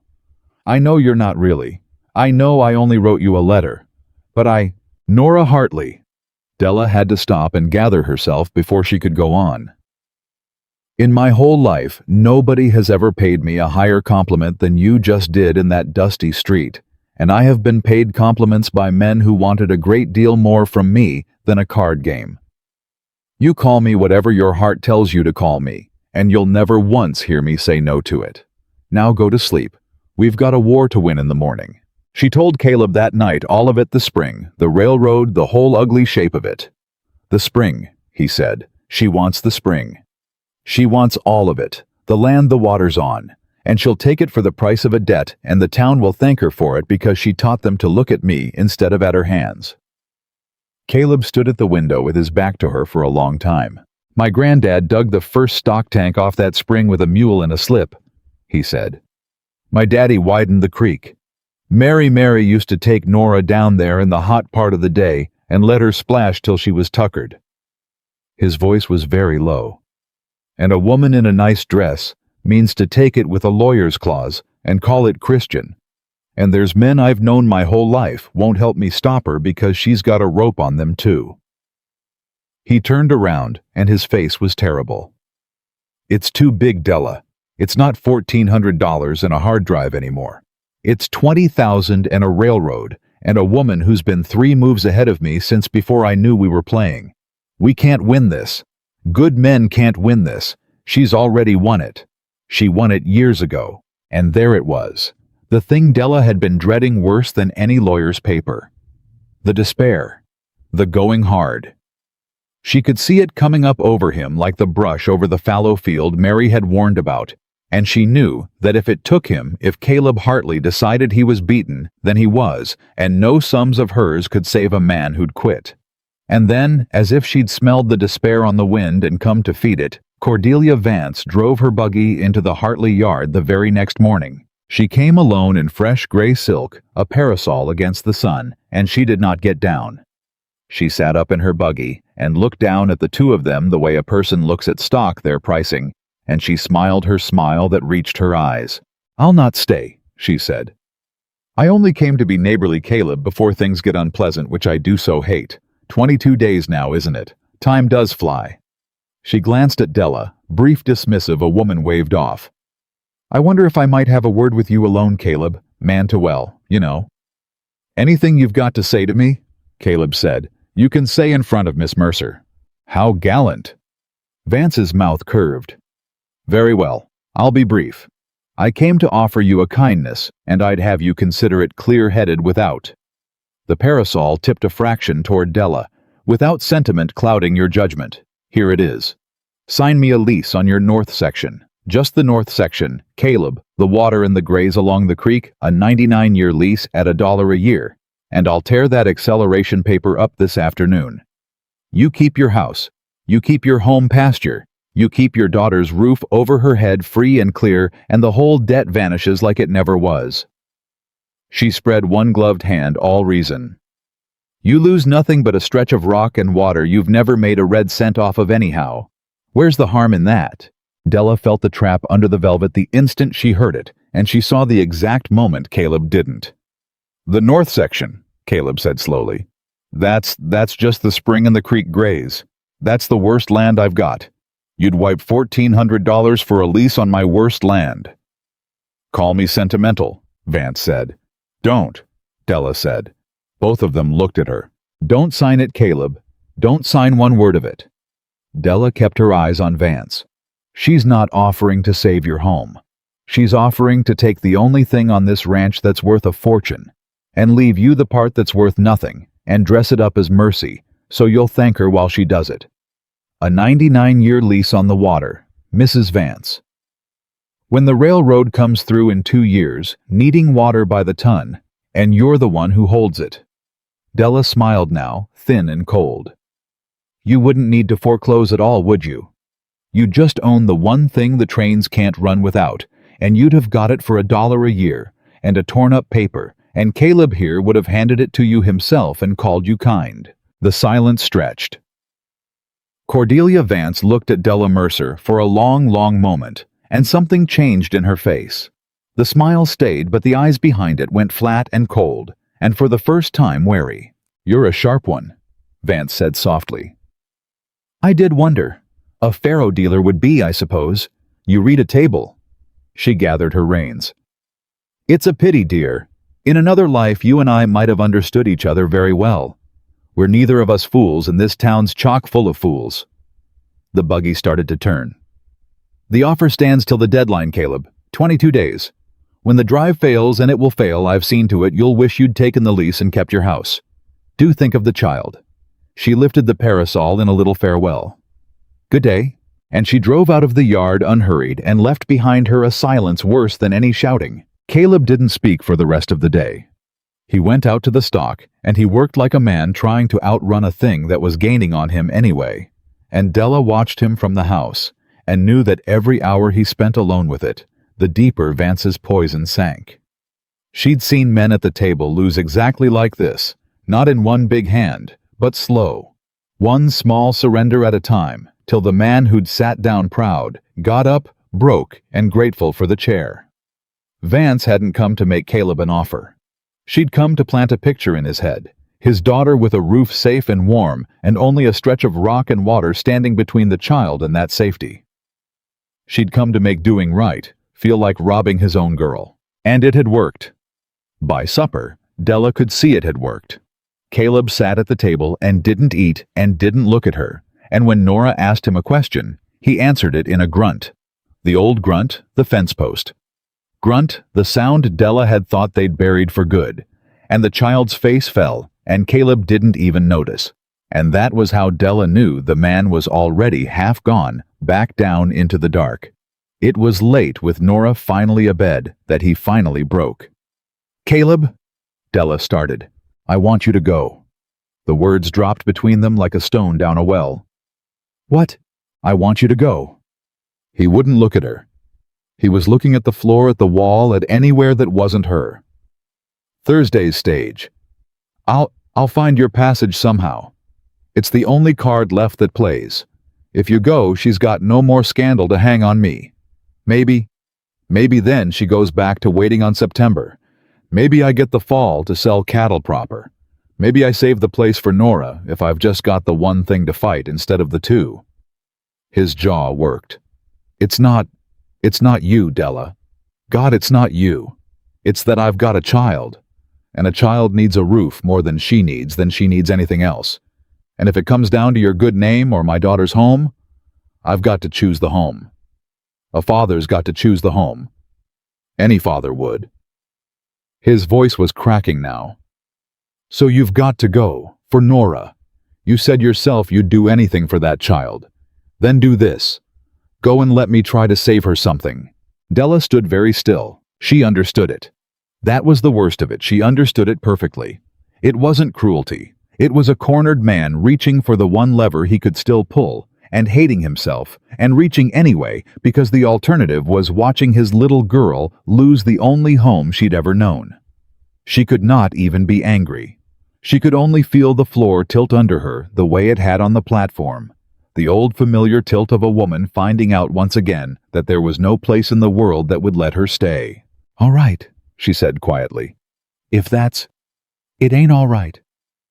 Nora stood in the doorway to the back room in her nightgown, and her small face was wet and blazing, and neither of them had heard her come, and neither of them knew how long she'd been standing there. "Nora, go back to..." "No." The child came into the kitchen like a small storm. "You're sending her away. You're standing there sending her away, just like the mean woman wanted, just like the whole town wanted. And you said, Papa, you said you wouldn't put her on the road. You said it in the church in front of everybody." "Nora, this is grown folks' business and you don't understand." "I understand you're being a fence post again." The word stopped Caleb like a slap. Della saw it land, saw him go white. "You think I don't remember?" Nora's voice was shaking, furious, breaking the voice of a child saying the truest thing she owns. "You think I was too little, I remember, Papa. After Mama died, you went away inside yourself and you didn't come back for 2 whole years. I'd ask you things and you'd just grunt. I'd cry and you wouldn't even hear me. I was all alone in this house with you right there, and you weren't there at all. And I wrote those letters, I stole the coins, and I wrote those letters because I couldn't stand it one more day being alone with a papa that wasn't there." The tears were running freely now, and she didn't wipe them. "And then she came. And she made cornbread. And she taught me to read. And she asked me what I liked, and she stayed. She's the only one who stayed, Papa. When I needed somebody out of the whole world, she's the one who came and the one who stayed. And now you want to act like she doesn't belong here, like she's not, like she's just some woman off a stage." The child's voice finally shattered. "She belongs here more than the ranch does. I'd rather live in a tent with her than in this whole ranch with a fence post. You choose her, Papa. You choose her, or I'll never forgive you, as long as I live." The kitchen rang with it. Caleb Hartley stood in the wreckage of his daughter's words, and his face was not stone anymore. His face was a man's face, cracked all the way open, and Della saw 2 years of buried grief and buried love come pouring up through the cracks all at once, and he opened his mouth and no sound came out. He looked at his daughter. He looked at Della. He looked at the blue plate on the shelf where Mary's dishes lived, and he sat down hard in a kitchen chair and put his face in his hands and wept great silent shaking sobs, the sound of a dam that had held 2 years too long finally going, and Nora ran to him and threw her arms around his bent neck, and he held on to the child like she was the only solid thing in a flood. Della did not go to them. It wasn't hers to go to, not yet. Not that particular grief. She stood by the basin and let a father and a daughter find each other across 2 years of silence, and she wiped her own face with the back of her wrist, and she waited. When Caleb finally lifted his head, his eyes were red and his voice was wrecked, but the man behind it had come all the way home. "I'm sorry," he said. He said it to Nora, and then he said it to Della, and it was a different kind of word than she'd ever heard out of him. "God forgive me. I was going to do it.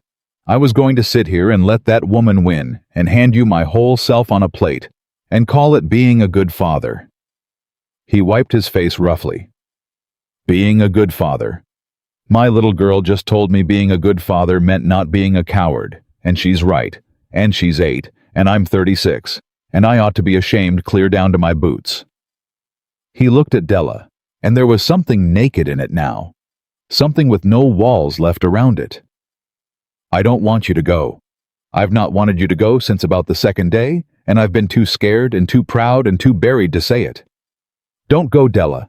Whatever happens with the note and the drive and that spring and all of it, don't go. Stay. Stay, and let's lose it all together if we have to. But let's not. Let's not lose it, apart being cowards, letting her pick us off one at a time. His voice broke again. "Stay." Della Mercer looked at the two of them, the wrecked man and the fierce child clinging to him, and felt the tilt in the floor go still and level and hold. "I'll stay," she said, "but I'll not stay to lose." She crossed the kitchen then, and she crouched down by the two of them, and she took Nora's hand in one of hers, and after a breath, Caleb's in the other, and her voice, when it came, was low and hard and certain as iron. "You listen to me, both of you. I have spent my whole life being run off, out of my father's house by the men he owed, out of my own town by its memory.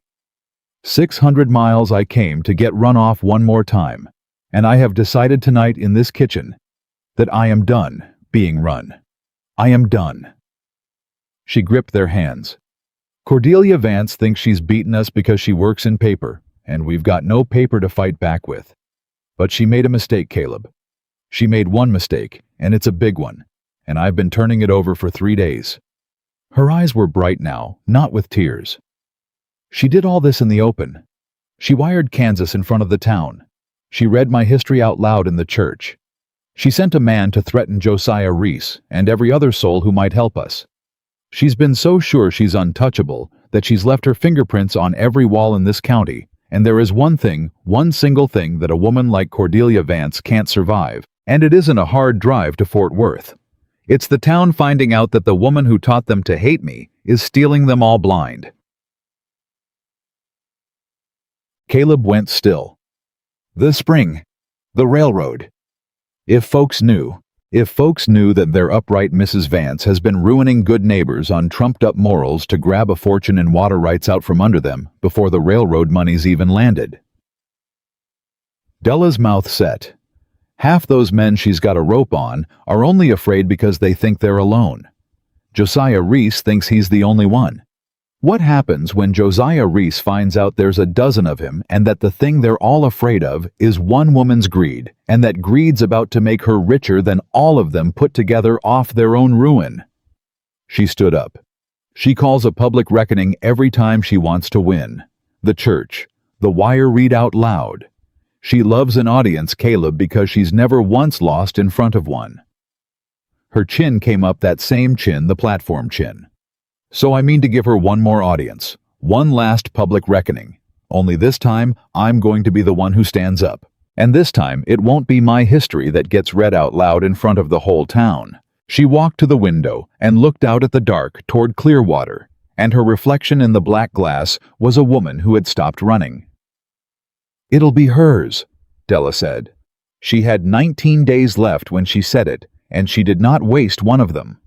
The first thing she did was the thing Cordelia Vance would never have expected, because it was the thing Vance herself had taught her.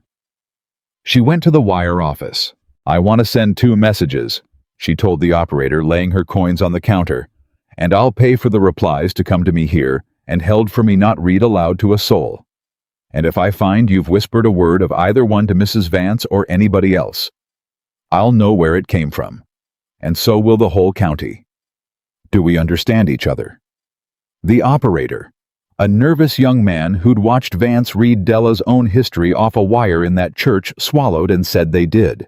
The first message went to the county seat to the clerk of records, asking a plain question about a plain public fact: every mortgage and note currently held by one Cordelia Vance, and the legal description of the land each one sat on. Public record. Anybody could ask. Almost nobody ever thought to. The second message went to Fort Worth, to the land office of the railroad, and it was the one Della had lain awake 3 nights composing, because it had to be true, and it had to be tempting both.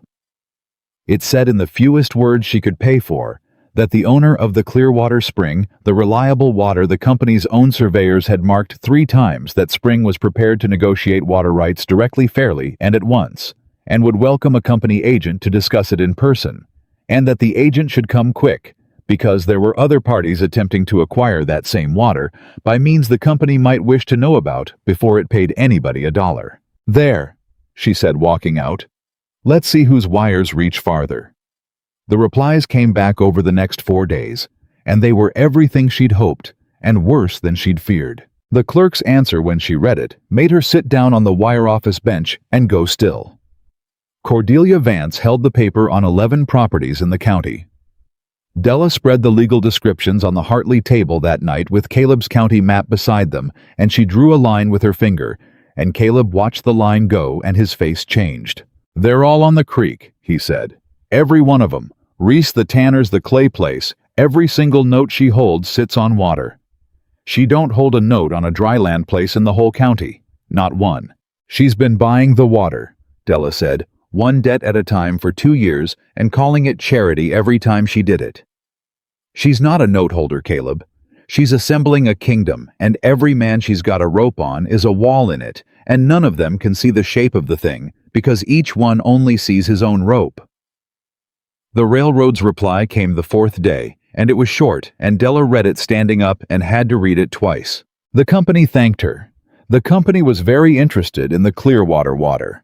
The company was in point of fact already in correspondence about that very water with a Mrs. C. Vance of Clearwater, who had represented herself as being in a position to convey the water rights and with whom the company had begun to discuss terms. Della lowered the wire slowly. "She's already selling it," she said. "Caleb, she's already sold the railroad water she doesn't own yet. She's promised them the spring before she's even foreclosed on it. That's how sure she is." And then a cold light coming up in her. That's how sure she is. And that's her second mistake, because she's put it in writing to a company that has no reason on this earth to protect her. She'd rather buy the water cheap from the rightful owner than get tangled in a fraud if only the rightful owner knew to ask. She looked at Caleb. "An agent's coming. On the Thursday stage. The very stage she keeps offering to put me on." She almost laughed. "He'll be here for the reckoning. He just doesn't know yet that's what he's coming to." The rest she did on horseback, quiet in the evenings, one gate at a time. She went to Josiah Reese first, because he was the one who'd wept at his own gate, and she did not ask him for hands this time. She laid the map on his kitchen table and drew the line with her finger, same as she'd done for Caleb, and she watched the old man's face go from grief to confusion to a slow-building fury as he understood that his $600 of debt and Caleb's $1,400 and the tanner's notes were all the same rope, all pulling toward the same water, all held in the same gray-gloved hand. "She'll ruin me if I stand up," Josiah said when she'd finished. But it was a different kind of saying it than at the gate. It was a man arguing with himself. "She'll ruin you if you sit down," Della said. "The only question is whether you go down alone and quiet thanking her, or whether you go down in a room full of your neighbors who've all just learned the same thing you have. She's beaten every one of you the same way, Josiah, by making each man think he's the only one with a rope on his neck. What she can't survive is all of you in one room, looking at each other, finally counting how many of you there are." Josiah Reese looked at the line on the map for a long time. "When?" he said. "Thursday," Della said. "Noon. She'll call the town herself. She can't help it. She loves an audience, and she means to take Caleb's place in front of everybody, so nobody ever dares cross her again. Come to it, Josiah. Bring every man she holds a note on. Don't say a word to a soul beforehand, and when the moment comes, stand up." Della folded the map. "That's all I ask. Not a fight, not a dollar. Just when it's time, don't be sitting down." She said the same thing at 4 more gates, over 3 more nights, and at every one she watched the same thing happen. The grief, the fury, the terrible dawning arithmetic of a man learning he was never alone. Not all of them said yes, but none of them said no. And Cordelia Vance, up in her fine house planning her triumph, heard nothing at all, because a woman who has taught a whole county to be afraid of her stops being able to hear the county whispering. Thursday morning, an hour before the reckoning. Della stood on the platform at Clearwater Station, the same board she'd stepped down onto 9 weeks before, in a torn dress with a broken bag, with the whole town staring, and she watched the stage come in, and this time, she was the one waiting to meet somebody off it. The spare gray man who stepped down looked at her and at the empty platform and touched his hat. "You'd be the lady of the wires," he said. "Prentice." "Della Mercer." "Mercer." He set his case down. "I'll be plain with you, ma'am, since we've not much time, and I've come a long way on a stranger's telegram. I deal in water and right-of-way, not in feuds, and if you've dragged the railroad's name across the county to settle some private quarrel, I'll be back on the return stage this afternoon, and you'll have made an enemy of a company you very much want as a friend." His eyes were flat and careful. "So tell me straight. Is the thing you wired me true? Does the man who owns that spring want to deal fair and direct? Or is this a scheme?" "It's true," Della said. "Every word. The man who owns the spring is a widower who nearly lost it to a woman who's been buying up this county's water on the sly and already tried to sell it to you out from under him." She held his eyes. "You came to buy water, Mr. Prentice. You did. But you came to a town that's about to find out the truth all at once in one room in about an hour, and I'll not pretend to you it's only business. I'll only tell you that every fact I wired you will stand up in a courthouse, and that the honest deal is also the better deal, and that a careful man ought to be able to see both those things are true at the same time." She paused. "Will you come and listen? That's all I ask. Sit at the back. Listen. And when it's time, tell them the plain truth about what a railroad wants. That's not a favor to me. That's just your business said out loud, where it'll do some good." Harlan Prentice studied her a long moment, the way a man studies a hand of cards he half suspects is honest. "I'll listen," he said. "I make no promises past that." "I'd not trust a man who did," Della said, and led him toward the church. Thursday came hot and bright, and by 11:30, the church was full to the walls, the same as the first day, because Cordelia Vance had sent word up and down the county that the Hartley matter would be settled in public, and folks did not miss a settling. Della walked in with Caleb on one side and Nora on the other, and she was not in rags now. She wore a plain dress Hetty had helped her make over clean and mended, and hers, and she walked up the aisle with her chin up the way she always had. Only this time she was not walking toward a trial. She just didn't tell the room that yet. Vance stood at the front in gray silk papers, squared on her little table, the Reverend hovering unhappy at her elbow, and she smiled her warm, terrible smile when the Hartleys came in. "Caleb, Miss Mercer, and the child, how sweet. Do come to the front. I'd have you close for this. It's kinder, I find, to have hard things done quick." "We'll stand where we like, Cordelia," Caleb said. "You do your talking, as you wish." Vance turned to the room, and her voice took on that smooth, carrying weight. "Friends, it grieves me to gather you for this, but the law is the law, and a debt is a debt, and a town that won't say so out loud is a town that's already rotting. 19 days ago, I was forced against every soft feeling in my heart, to call a note that Caleb Hartley has let fall 2 years behind. $1,400. The deadline is today. And I'll ask him now in front of you all, so there's no whispering later that I did it in a corner." She turned. "Caleb Hartley, can you pay?" The room held its breath. "Not today," Caleb said. "Not in cash. Not today. Not in cash." Vance let it ring, sorrowful, satisfied. "Then I've no choice. And neither does the law. The Hartley place comes to me in satisfaction of the debt effective this day, and I'll thank the Reverend to witness it." She lifted a paper. "It's a sad business, but I'll say this much for the comfort of the child, I'm not a hard woman. I'll let them keep till harvest to find other lodging.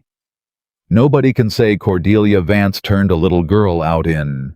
You keep my daughter's name out of your charity." Vance's brow lifted, but she went on.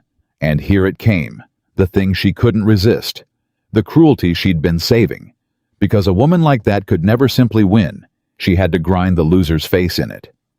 Besides, of course, Caleb. Though I'll say, and I say it for your own good, and the girls, this is what comes of it. You took a strange woman off a stage, a woman with a gambling house past and a mended shawl and no more claim on a home than a stray dog has, and you let her turn your head, and here's the end of it. Ruin. Her gaze slid to Della, slow, contemptuous, meant to be seen by every soul in the room. I did try to warn you. Women like her don't build homes, Caleb. They pass through them. They move from one man's roof to the next, taking what they can. And when the roof falls in, they simply climb aboard the next stage and go find another. She never meant to stay. Her kind never does. And now you've lost your grandfather's land learning it. The silence that came down over the church was absolute. Nora made a small wounded sound and Della's hand tightened on the child's shoulder, holding her, still holding her quiet, because it was not yet time. And into that silence Caleb Hartley stepped forward. He didn't step forward to shout. He stepped forward slow, one long stride out from the wall, and he took his hat off as he did it, and he turned it in his hands, and when he spoke, his voice was so quiet, the whole packed church leaned in to catch it. "You've got that exactly wrong, Cordelia," he said. "And I'm going to say how, because you said it in front of my daughter, and she's going to remember today her whole life, and I'll not have her remember it your way." He turned not to Vance, but to the room, to his neighbors, to the faces he'd known his whole life. "You all watched this woman get off a stage 9 weeks ago in a torn dress, and every one of you decided in about a second flat what she was. I did too. God help me, I did too. I stood on that platform and looked at her like she was a bill I didn't remember running up." His jaw worked. "And you want to know what that woman with nothing did? She walked into a house that had been dead 2 years. My wife passed and I quit. I'll say it plain, in the Lord's house. I quit on my own child. 2 years that little girl talked to a man who wasn't there. And a stranger off a stage with no claim on us and every reason to run looked at my Nora and asked her what she liked to eat." His voice cracked and he pushed through it. "She asked my little girl what she liked. Nobody in this town thought to do that in 2 years, and a ruined woman off a stage did it in an afternoon. She taught my girl to read. She fixed my books and my roof and my broken-down heart, and she did it while every one of you crossed the street from her, and she never once complained of it, and she never once ran." He turned back to Vance and his voice went hard. "You say her kind passes through. Cordelia, she's the only soul in this county who didn't. You all passed through, passed right on by a grieving man and a motherless girl for 2 years and never stopped. She stopped. She's the one who stopped." He put his hat back on. "She didn't arrive with nothing. She arrived with the one thing this whole town's forgot how to reckon the worth of. She arrived willing to stay. And I'd sooner lose every acre my granddad ever broke than stand here and let you call that woman a stray in front of the child she saved." Nobody moved. Nobody breathed. Della felt the whole room hanging tipped, waiting. And she knew Caleb had just done the thing that turned it the thing no ledger of hers could have done, and that now it was hers to finish. For a moment, nobody spoke at all. Then, from the third pew, old Hetty Sloane thumped her cane once on the floorboards, hard, deliberate, into the silence, and said in her dry, carrying voice, "Well, somebody in this town's finally said a true thing out loud. I was beginning to think I'd die first." A few people laughed shaky, and a young mother near the front was wiping her eyes, and Della saw a man she didn't know lean over to the man beside him and murmur something, and the man nod slow. It wasn't the room turning yet. It was the room remembering it could turn the first give in a frozen creek, the first crack running out across the ice. Cordelia Vance heard it too, and her chin came up and her hand moved to her squared papers like a gambler reaching to cover a bet gone wrong. "How very moving," Vance said, and the silk was back in her voice, but thinner now, stretched over something harder. "A pretty speech doesn't pay a note, Caleb. Sentiment never balanced a ledger yet. When you're all done weeping, the debt will still be due, and the law will still be the law." "You're right, Mrs. Vance," Della said. "It will." She let go of Nora's shoulder. She stepped forward to stand beside Caleb, and she looked at Cordelia Vance, and she smiled. "That was a fine speech, Mr. Hartley," Della said, "and every word of it true, and I'll thank you for it the rest of my life." She turned to the room. "But Mrs. Vance is a woman of business, and speeches don't move her, so let's the rest of us talk business since she's so fond of it. Let's talk all of us together about water." Something flickered in Cordelia Vance's face. The first crack. "This town is called Clearwater," Della said loud and clear and carrying to the back wall, "and I had to be told why, being new. There's a spring on Caleb Hartley's north section that's never once run dry, not in the worst summer any of you can remember. It's the reason this town exists. And it happens," she let it land, that a railroad's coming through this country inside 2 years, and a railroad runs on water, and the company that owns that spring is about to be very, very rich. The room stirred. She had known it would. Not one man in it had put those pieces together because not one man had been given all the pieces at once. Now here's a curious thing. Della drew a folded paper from her sleeve, the county clerk's record, and held it up. This is a list out of the county's own books public, as a church door of every note and mortgage held today by Mrs. Cordelia Vance. 11 of them. And I sat down with a map and I marked where each one sits. And I'll tell you what I found, and any man here can ride to the county seat tomorrow and prove me a liar if I'm one. She swept the room. Every single note she holds sits on the creek.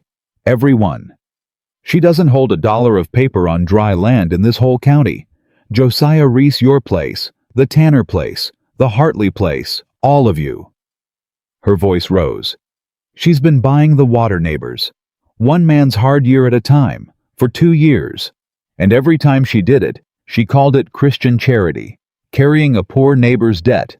And every time what she was really doing was tightening a rope on the one thing that's about to be worth a fortune, so that when the railroad came, she'd own all of it, and every one of you would be off your land. The stir became a rumble, heads turning, men looking at each other, at the notes, at the woman in gray, understanding beginning to move through the room like fire through dry grass. "That's slander," Cordelia Vance said, and her voice had lost its silk. "That's a gambling house woman's slander, and I'll not stand. It's the county's own records, Mrs. Vance. I only read them out loud. You taught me how effective that is." Della's eyes didn't leave her. "But you're right that a list of notes proves greed, not a scheme. A woman might hold 11 notes on the creek by chance and mean no harm. So let's not stop at the list. Let's talk about what you've been writing to Fort Worth." And there, for one instant, gone almost before it showed, Cordelia Vance's face went white. "I sent a wire to the railroad's land office," Della said to the room. "Same as she sent one to Kansas about me in this very church 9 weeks ago. Turns out the wires reach Fort Worth too. I told them the rightful owner of the Clearwater Spring would deal with them fair and direct. And do you know what they wired back?" She let it hang, and the room hung with it. They wired back their thanks, and they mentioned being businessmen, and having no notion it was a secret that they were already in correspondence about that same water, with a Mrs. C. Vance, of Clearwater, who'd told them she was in a position to sell them the water rights. Della turned the full weight of it on Vance now. "You'd already sold it, hadn't you? You promised a railroad company the Hartley Spring before you'd even foreclosed on the Hartley place. You were that sure. You sold water you don't own to strangers for a fortune, while you stood in this church and told these good people you were only protecting their morals from me." The rumble broke into open voices now. Somewhere a man swore out loud in the Lord's house and didn't apologize.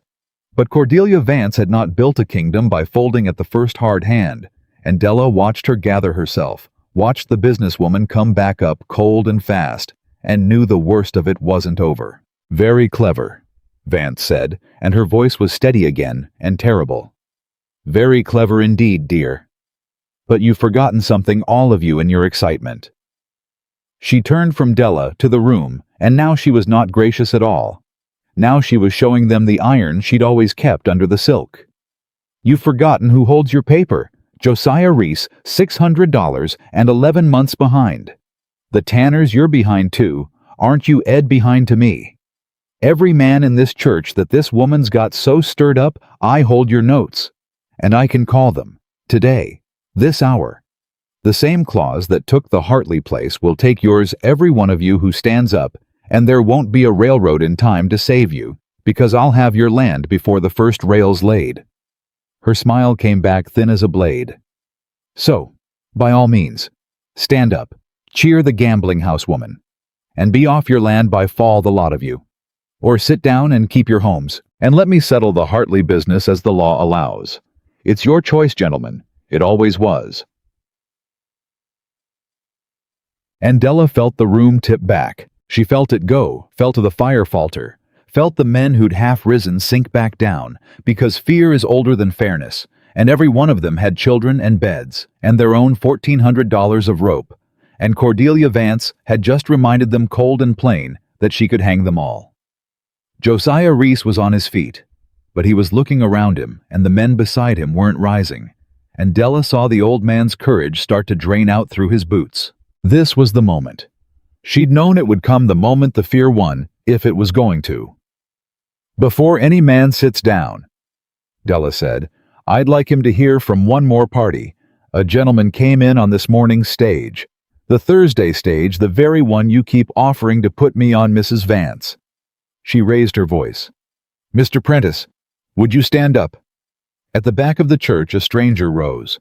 He was a spare, dry man in a good gray traveling suit, a leather case under his arm, and he'd sat unremarked in the back the whole while, and every head in the church turned to him now. "Harlan Prentice," he said in the flat, unhurried voice of a man who dealt in facts for a living. "Land office of the railroad out of Fort Worth. I came at this lady's invitation expecting to talk about buying water." He paused. "I've been sitting here a while now listening, and I find I've learned a good deal I came not knowing. So let me say two things plain, since it seems they'll matter to you folks." He looked at Cordelia Vance without any expression at all. "First, the company has no interest none in buying water from someone who doesn't own it, and considerable interest in not being party to a fraud. Mrs. Vance, our correspondence with you is ended as of this moment, and our attorneys will want to review it." His gaze moved to the room. "Second, and I'd fix on this if I were you gentlemen, the company doesn't need to own your land. We need water and a right-of-way, and we'd far rather pay a fair yearly sum to a dozen settled landowners along this creek than tangle with one party who's clouded her own title with a courthouse full of foreclosures. A railroad likes clean paper and quiet neighbors." He let that sink. "Which is to say, every man in this room who holds his land free and clear when the line comes through stands to make more from us honestly in a year than his whole spread is worth today. But not $1 of that comes to a man who's let his water fall into somebody else's hands first." The silence this time was a different animal than the one before. Della watched the arithmetic move across 40 faces at once. The same cold, beautiful arithmetic she'd run at the table 1,000 times. Every man in that church realizing in the same instant that the thing Cordelia Vance had taught them to fear was the exact thing that would ruin them, and that keeping their land wasn't just brave now, it was worth a fortune. Josiah Reese, still on his feet, stopped looking around him. "I'm behind on my note," he said loud to the whole room. 11 months.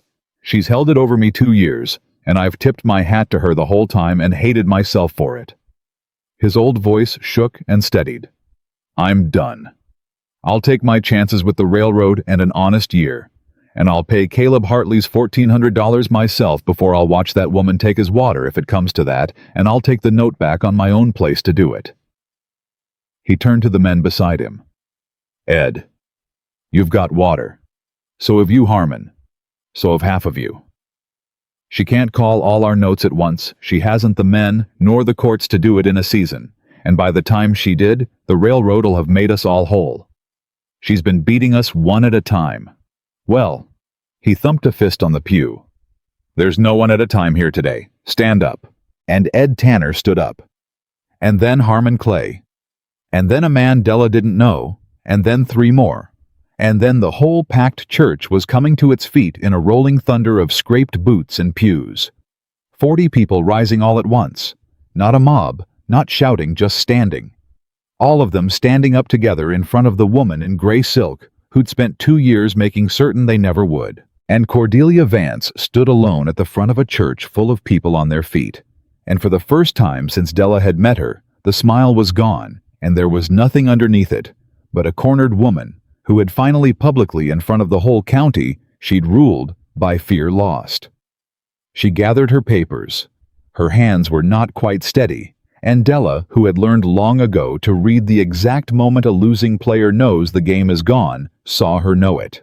"You'll regret this," Vance said, but it came out thin, and everyone heard that it came out thin. "Every one of you. When the railroad's a rumor again and I still hold your paper, you won't hold it long, ma'am." Harlan Prentice, again mild as milk. Not once our attorneys have a look at what you wrote us. A person who tries to sell property she's obtained by, let's call it, aggressive foreclosure, with intent to defraud a purchaser, tends to find her clean titles turned to mud. I'd see a lawyer of your own if I were you. A good one. In Fort Worth, not here." He almost smiled.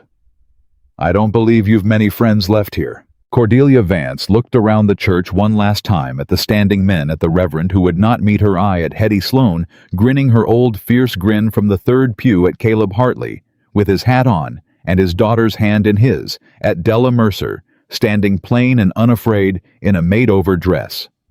And whatever she saw in all those faces, it was the end of something, and she knew it.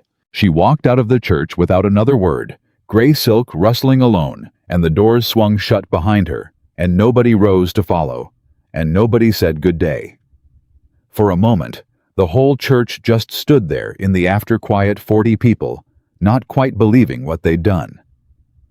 Then, Nora Hartley, 8 years old, in the plain hush of that packed room, tugged her father's sleeve and said in a whisper that carried clear to the back wall, "Papa, does this mean we get to keep the ranch?" And Caleb Hartley laughed that rusty, cracked, unfamiliar sound. Only it wasn't unfamiliar anymore, and he swept the child up onto his hip in front of the whole town. And he looked over her dark head at the ragged woman who'd stepped off a stage 9 weeks ago, with nothing but a name and a broken carpet bag, and his voice, when it came, was not quiet at all. "Yeah, baby," he said. "We get to keep everything." Keeping everything, it turned out, still had to be paid for. And Della Mercer was not a woman who let a debt sit even when it was won. They settled it in the churchyard in the hot noon light, with half the county still spilling out the doors and buzzing over what they'd seen. Harlan Prentice found Caleb by the wagon and opened his leather case on the tailboard and talked plain figures the way he did everything. "The company wants that water locked before anybody else gets ideas," Prentice said. "I'm authorized to pay earnest money today against a fair right-of-way and water agreement to be drawn proper by the lawyers this fall. $2,000, Mr. Hartley, to hold your exclusive dealing." He glanced up. "That's not the price of the water. That's just the company's way of shaking hands so hard you can't shake anybody else's. The real money comes over the years, and it'll be a good deal more." Caleb went very still. $2,000 was a sum he'd never held in his life. "Take it," Della said low at his shoulder. "But before you spend a nickel of it on so much as a cup of coffee, we do one thing." "What thing?" "We pay Cordelia Vance every last dollar you owe her. $1,400, in full, today before the deadline's out." Her jaw was set. "I know what you're thinking, Caleb. You're thinking she doesn't deserve a cent after what she's done, and you're right, she doesn't. But this isn't about what she deserves. It's about what can never be taken back." She held his eyes. "If you pay that note in full in front of witnesses before the clock runs out, then the debt is dead, and the ranch is yours clean forever, and there is not a lawyer in Texas who can ever say different. But if you let it lapse out of spite, if you leave $1 of it unpaid because you'd rather see her squirm, then you've handed her a thread to pull, and a woman like that pulls threads for a living." Della's voice softened. "I spent 5 years paying a dead man's debt a nickel at a time, so no one could ever own me through it. Let me teach you the last of what that taught me. You don't beat people like her by hating them. You beat them by owing them nothing. Pay her and be free of her and never think of her again." Caleb looked at the ragged woman who'd stepped off his daughter's forged letters, and something in his face settled into place like a bone going back into joint. "Reverend," he called. "Doc, Josiah. I'd be obliged if you'd witness a thing." They caught Cordelia Vance at her buggy before she'd got clear of the town, and Caleb Hartley counted $1,400 of the railroad's earnest money into her gloved hand, one bill at a time, in front of the Reverend and the doctor and Josiah Reese. And when he was done, Della said clear enough for the witnesses to hear, "Paid in full on the deadline before all these good people. The note's satisfied. The debt's dead." Cordelia Vance held the money and looked at the two of them, and there was no silk left in her at all. Now just a cornered woman holding the exact sum she'd schemed 2 years to avoid taking. "You think you've won something?" she said. No, ma'am, Della said. I think we've paid what we owed, which is a different thing, and a thing you've never once understood. That's why you're going to lose everything else, and we're not. She stepped back. Good day, Mrs. Vance. I don't expect we'll be speaking again. And as Cordelia Vance climbed into her buggy and drove off alone down the road she'd once ruled, the strangest thing happened. The thing Della had stopped letting herself hope for around about the second week of the Silent War. They came to her, not all at once and not smooth, because men who've been ashamed of themselves for a season don't find the words easy. But Ed Tanner came first, turning his hat in his hands, and said, Miss Mercer, I sang along to that song about you once, in my own kitchen. My boy learned it off me. He couldn't look at her. I'm sorry for it, that's all. I'm sorry for it. You stood up today, Mr. Tanner, Della said. A man who'll stand up in the end is worth 10 who never sat down wrong in the first place because he had something to overcome and did it. We'll say no more about the song. And then Harmon Clay came, and a woman Della had never been introduced to, who pressed a jar of honey into her hands and fled before she could be thanked. And a rancher's wife who'd crossed the street from her a dozen times, and now stood in front of her red-faced, saying she'd be proud to have Della to Sunday dinner, if that would be all right. And Della said it would be all right. She said it to every one of them. Because she had learned in the hardest school there is, that a town is not a wall of faces deciding about you. It is a great many frightened people deciding one at a time whether to be brave, and the ones who finally chose brave deserve to have it counted, and she counted it. Hetty Sloane watched the whole procession from her spot in the shade leaning on her cane, and when the last of them had drifted off, she thumped over to Della and looked up at her with those filmed old eyes gone bright. Took 'em long enough, Hetty said. I've been trying to shame this town into decency for 30 years and never managed it. You did it in 9 weeks. She snorted. You know how you did it. You didn't shame 'em at all. You just refused to leave till they got tired of being ashamed on their own. That's a rarer patience than folks credit. She patted Della's arm with one gnarled hand. You'll do, girl. You'll do. They never did speak to Cordelia Vance again. Whatever the railroad's lawyers found in her letters, it was enough. By the time the leaves turned, Cordelia Vance had sold her fine house and her buggy and gone to live with a widowed sister in Galveston, and the 11 notes she'd hoarded got bought up quiet by the men who owed them at fair terms. Now that they weren't afraid, and her name stopped being a thing, people lowered their voices to say, and became just a thing that had happened. Once a hard summer, the county had come through, but that was all still weeks off, and there was a nearer reckoning waiting, and it was the one Della had been dreading longer than any of them. Because the note was paid, and the ranch was safe, and the fear that had ridden Caleb Hartley for 9 weeks was gone, and with it gone, there was suddenly nothing at all standing between the two of them but the thing they'd never once said out loud. She felt it change that first night home in the quiet, after Nora had finally worn herself out and gone to bed. She and Caleb sat at the table the way they had a dozen nights. Only it wasn't the same, because before there'd always been a wall of trouble between them to talk across. And now the trouble was gone, and there was just a man and a woman and a lamp. Della, Caleb said. Don't, she said. He blinked. You don't know what I was going to say. I know exactly what you were going to say. She kept her hands busy at the mending she didn't need to do.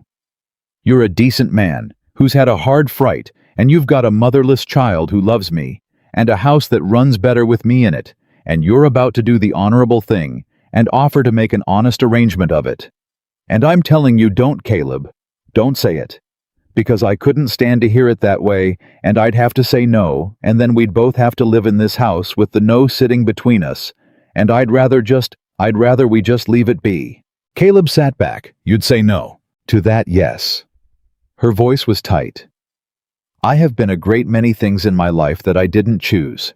I've been a debtor's daughter and a dealer's girl and a name folks whispered and a woman ordered off a stage by an 8-year-old's forged letters. Every station I ever held somebody else picked for me. She set down the mending and looked at him, and there was something raw in it. I'll not add wife of convenience to the list. I'll not be a thing you settled for because it was tidy and the child was fond of me. I've been settled for my whole life, Caleb. If I can't be chosen, actually chosen for myself by a man who'd have wanted me even if I'd come off that stage in silk with money in the bank and no earthly use to him, then I'd sooner not be married at all. I'd sooner be your housekeeper and keep my pride than be your wife and lose it. She stood up. So please, let it be. Good night. And she went to her room, Aunt Sadie's room, the burned quilt room, the room she'd cried in that first night, and she shut the door, and she left Caleb Hartley sitting at the table with everything he'd meant to say, still stuck in his throat. He didn't come after her. She half hoped he would and was fiercely glad he didn't both at once, and she lay awake a long time in the dark, thinking she'd done the only thing her pride would let her do, and hating that her pride and her heart had turned out to want such different suppers. For 3 days, Caleb Hartley said almost nothing to her. It near broke her heart, and it made her angry too, because she thought, well, she thought she'd been right, and being right was cold company. He was polite. He was gentle even. But he'd gone quiet in a new way, a thinking way, not the old fence post way, and Della couldn't read it. And not being able to read a man was a thing that had never once happened to her at a card table or anywhere else, and it unsettled her clear down to her boots. On the 4th morning, Nora came and found her at the wash line with a folded paper held in both hands like it was a live bird. "Papa says to give you this," the child said solemnly. "And he says I'm to wait while you read it and not say a word, and then take back your answer. He was real particular about it." Della's hands went still in the wet linen. "What is it?" "It's a letter." Nora's eyes were enormous. "Papa wrote it. He wrote it his own self all last night. I heard the lamp. He made me swear I didn't help with the words, which I didn't, though I offered." She held it out. He said you'd understand why it had to be a letter. He said you'd know." And Della Mercer, standing at a wash line with her sleeves wet to the elbow, understood, and had to grip the line for a second, because it had all started with a letter. A forged one in this child's hand, signed with a name that wasn't hers, asking a stranger what she liked to eat. The whole of it, the stage, the rags, the town, the war, the water, all of it had grown out of a letter written by somebody pretending to be somebody else. And now, here was the real one, in the real hand, choosing this time out in the open with nothing forged and nothing hidden. She dried her hands on her apron slow, and she took it, and she opened it, and she read, "Miss Mercer." It began. Not Della, but Miss Mercer, the way a man writes when he's trying to say a thing exactly right and is afraid of it.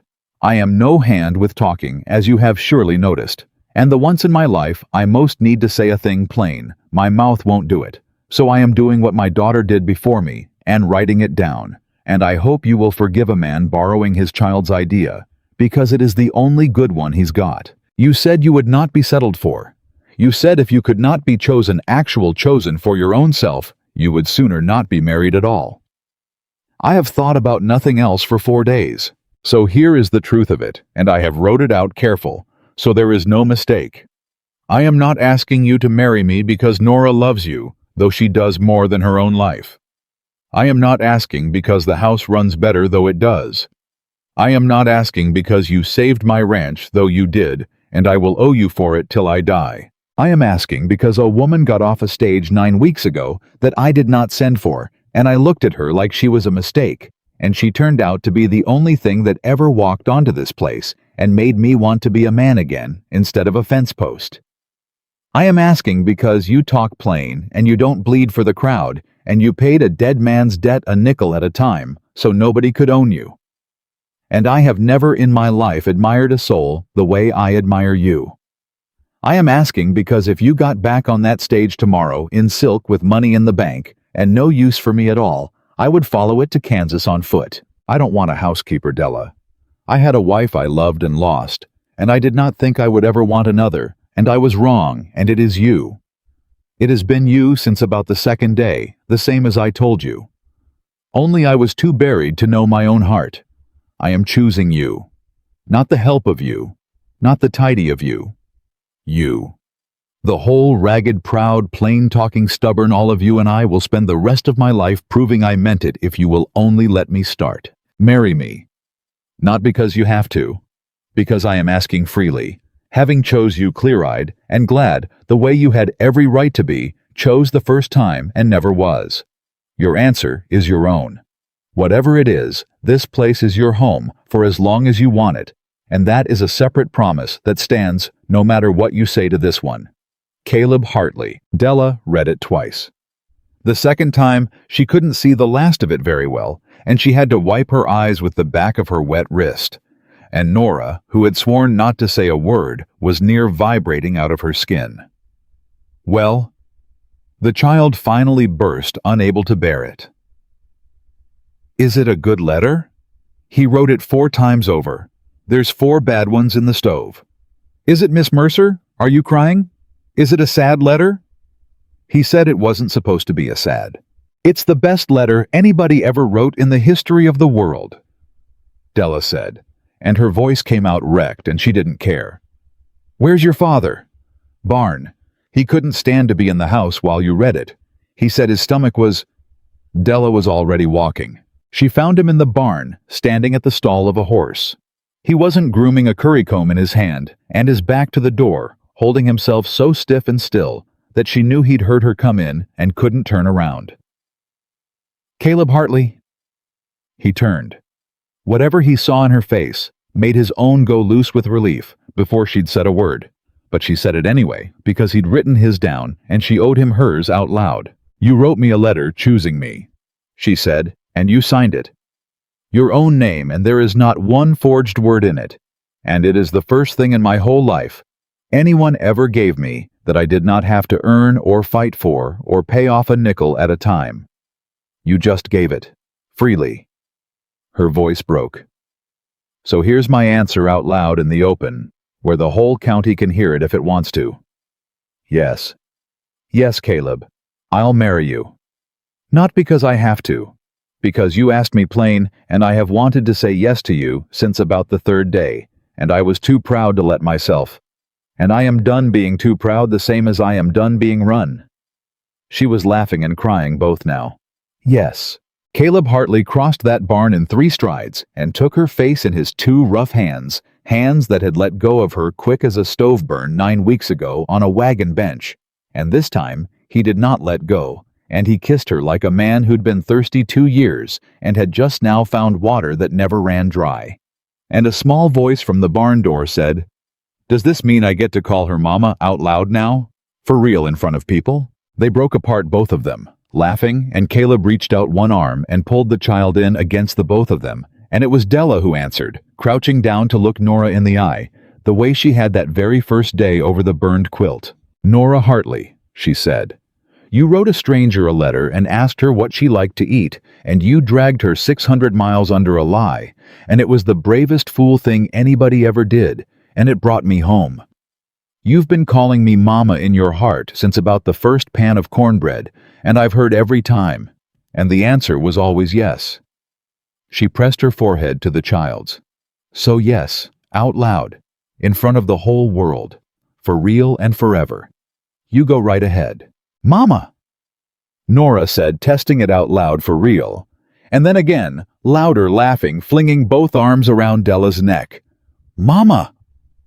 And Della Mercer, who had gotten off a stage 9 weeks before with a broken bag, an mended shawl, and no place in all the world to lay her head, knelt in the straw of a barn in Texas, and held her daughter, and looked up at the man she was going to marry, and understood that she had finally at long last arrived somewhere she would not be made to leave. They married in August, in the same church where the town had twice gathered to judge her.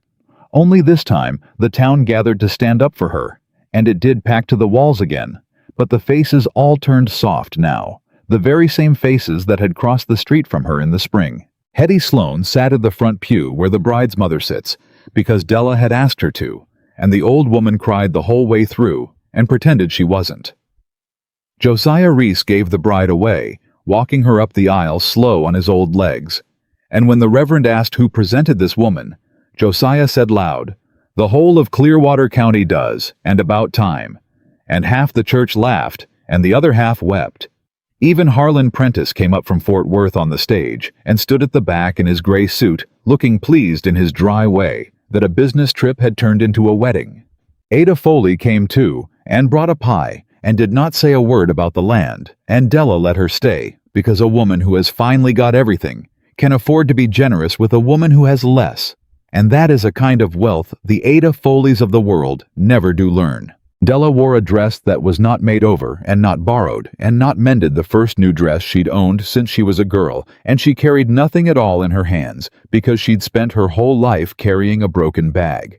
She had to hold shut with her thumb, and today she wanted her hands free. There was only one moment that wasn't laughter, and it was the one that mattered most, and it happened the morning of the wedding before the church, when Della asked Caleb to drive her and Nora out to a certain rise on the north section, where the ground was set apart and kept. She stood at Mary Hartley's grave with the child's hand in hers, and she didn't say anything grand because grand wasn't her way. "I'm not here to take your place," Della said to the stone plane the way she said everything. "A body can't. Nora talks about you every day, and I make sure of it, and I always will. And the blue plate stays on the shelf where it belongs, and it's your blue plate, and it always will be." Her voice steadied. "You told your husband not to go hard, and he went hard anyhow, and I'll not lie to a dead woman. It took your little girl to dig him back out. Not me. But he's out now. He laughs now. She reads now. And I mean to spend the rest of my life keeping the promise you couldn't stay to keep, and I wanted to come tell you that to your face, or as near as I can get to it, so you'd know the two of them are looked after and loved, and that you can rest." She laid a hand on the warm stone. "Thank you for them. I'll take good care." Nora leaned her head against Della's arm. "Mama says you'd have liked her cornbread," the child told the stone. "I said she'd have said it was different." "Good?" Della corrected gently. "Different good." Nora agreed, satisfied, and the three of them stood there a while in the summer morning, and then they went and got married. There was a supper after out at the ranch laid on long plank tables the neighbors carried out and set up themselves without being asked, and near the whole county came and ate and stayed late. It was the loudest that yard had ever been. Josiah Reese got up to make a toast, and got about 4 words into it before his voice failed him, and he had to sit back down and just raise his cup, and everybody understood and raised theirs too, and that was a finer toast than any speech would have been. It was Nora who finally said the thing plain the way she always did. She climbed up onto a chair so she could be seen. This 8-year-old who'd started the whole business with a stolen coin and a forged letter, and she waited till the yard went quiet, and then she announced at the top of her lungs, "I want everybody to know I picked her. Out of a newspaper. I read the advertisement, and I picked the nicest one, and I was right." A ripple of laughter ran the tables. "So the next time somebody in this town wants something done proper," Nora finished fists on her hips, "you come ask me because I'm the only one who got it right the first time." The whole yard roared, and Caleb laughed till he had to wipe his eyes, and Della caught the child up off the chair and held her, and over the racket of 100 happy neighbors, old Hetty Sloan called out, "The girl's not wrong," and she wasn't, and everybody knew it, and that was the truest word said all day. The railroad came through 2 years later, the way Prentice said it would, and it drank from the Clearwater Spring, and it paid the Hartleys fare for the privilege year on year, more money than Caleb's granddad could have dreamed breaking that ground with a mule and a slip. They didn't get grand with it.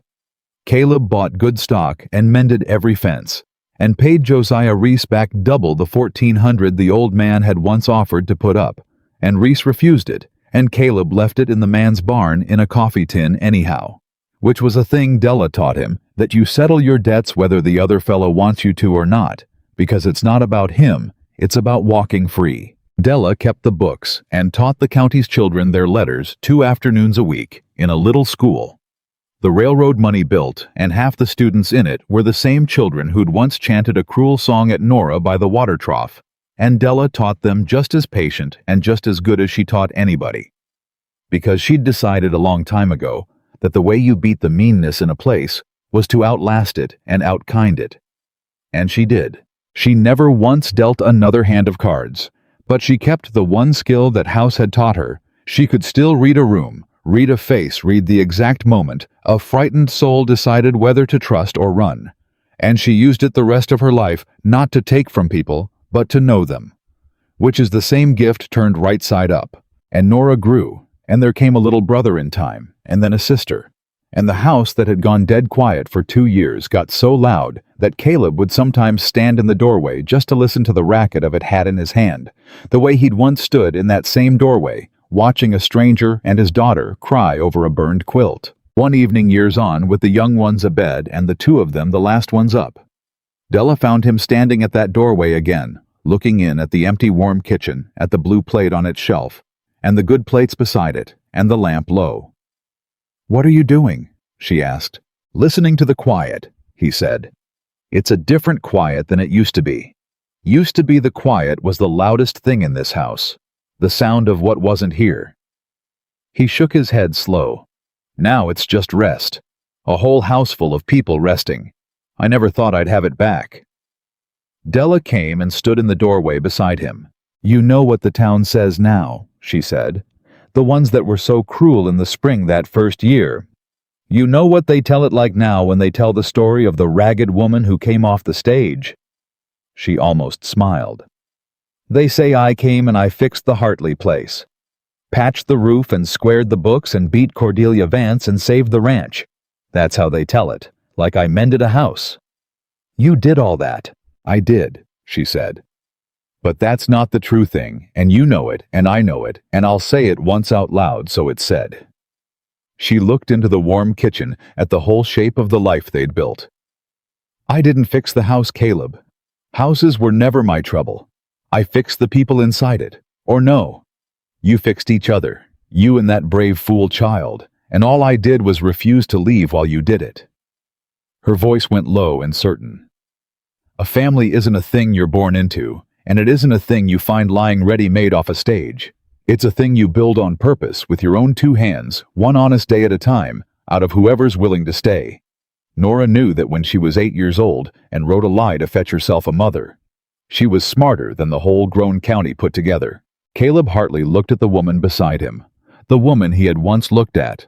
Like a bill, he didn't remember running up the woman who had arrived with nothing on earth but a name and a broken bag, and had refused against a whole town to be run off, and he took her hand, and this time, neither of them let go. She had come to Clearwater to be turned away one last time, and instead she had stayed and built and belonged, and been chosen freely, plainly, in a hand that was not forged.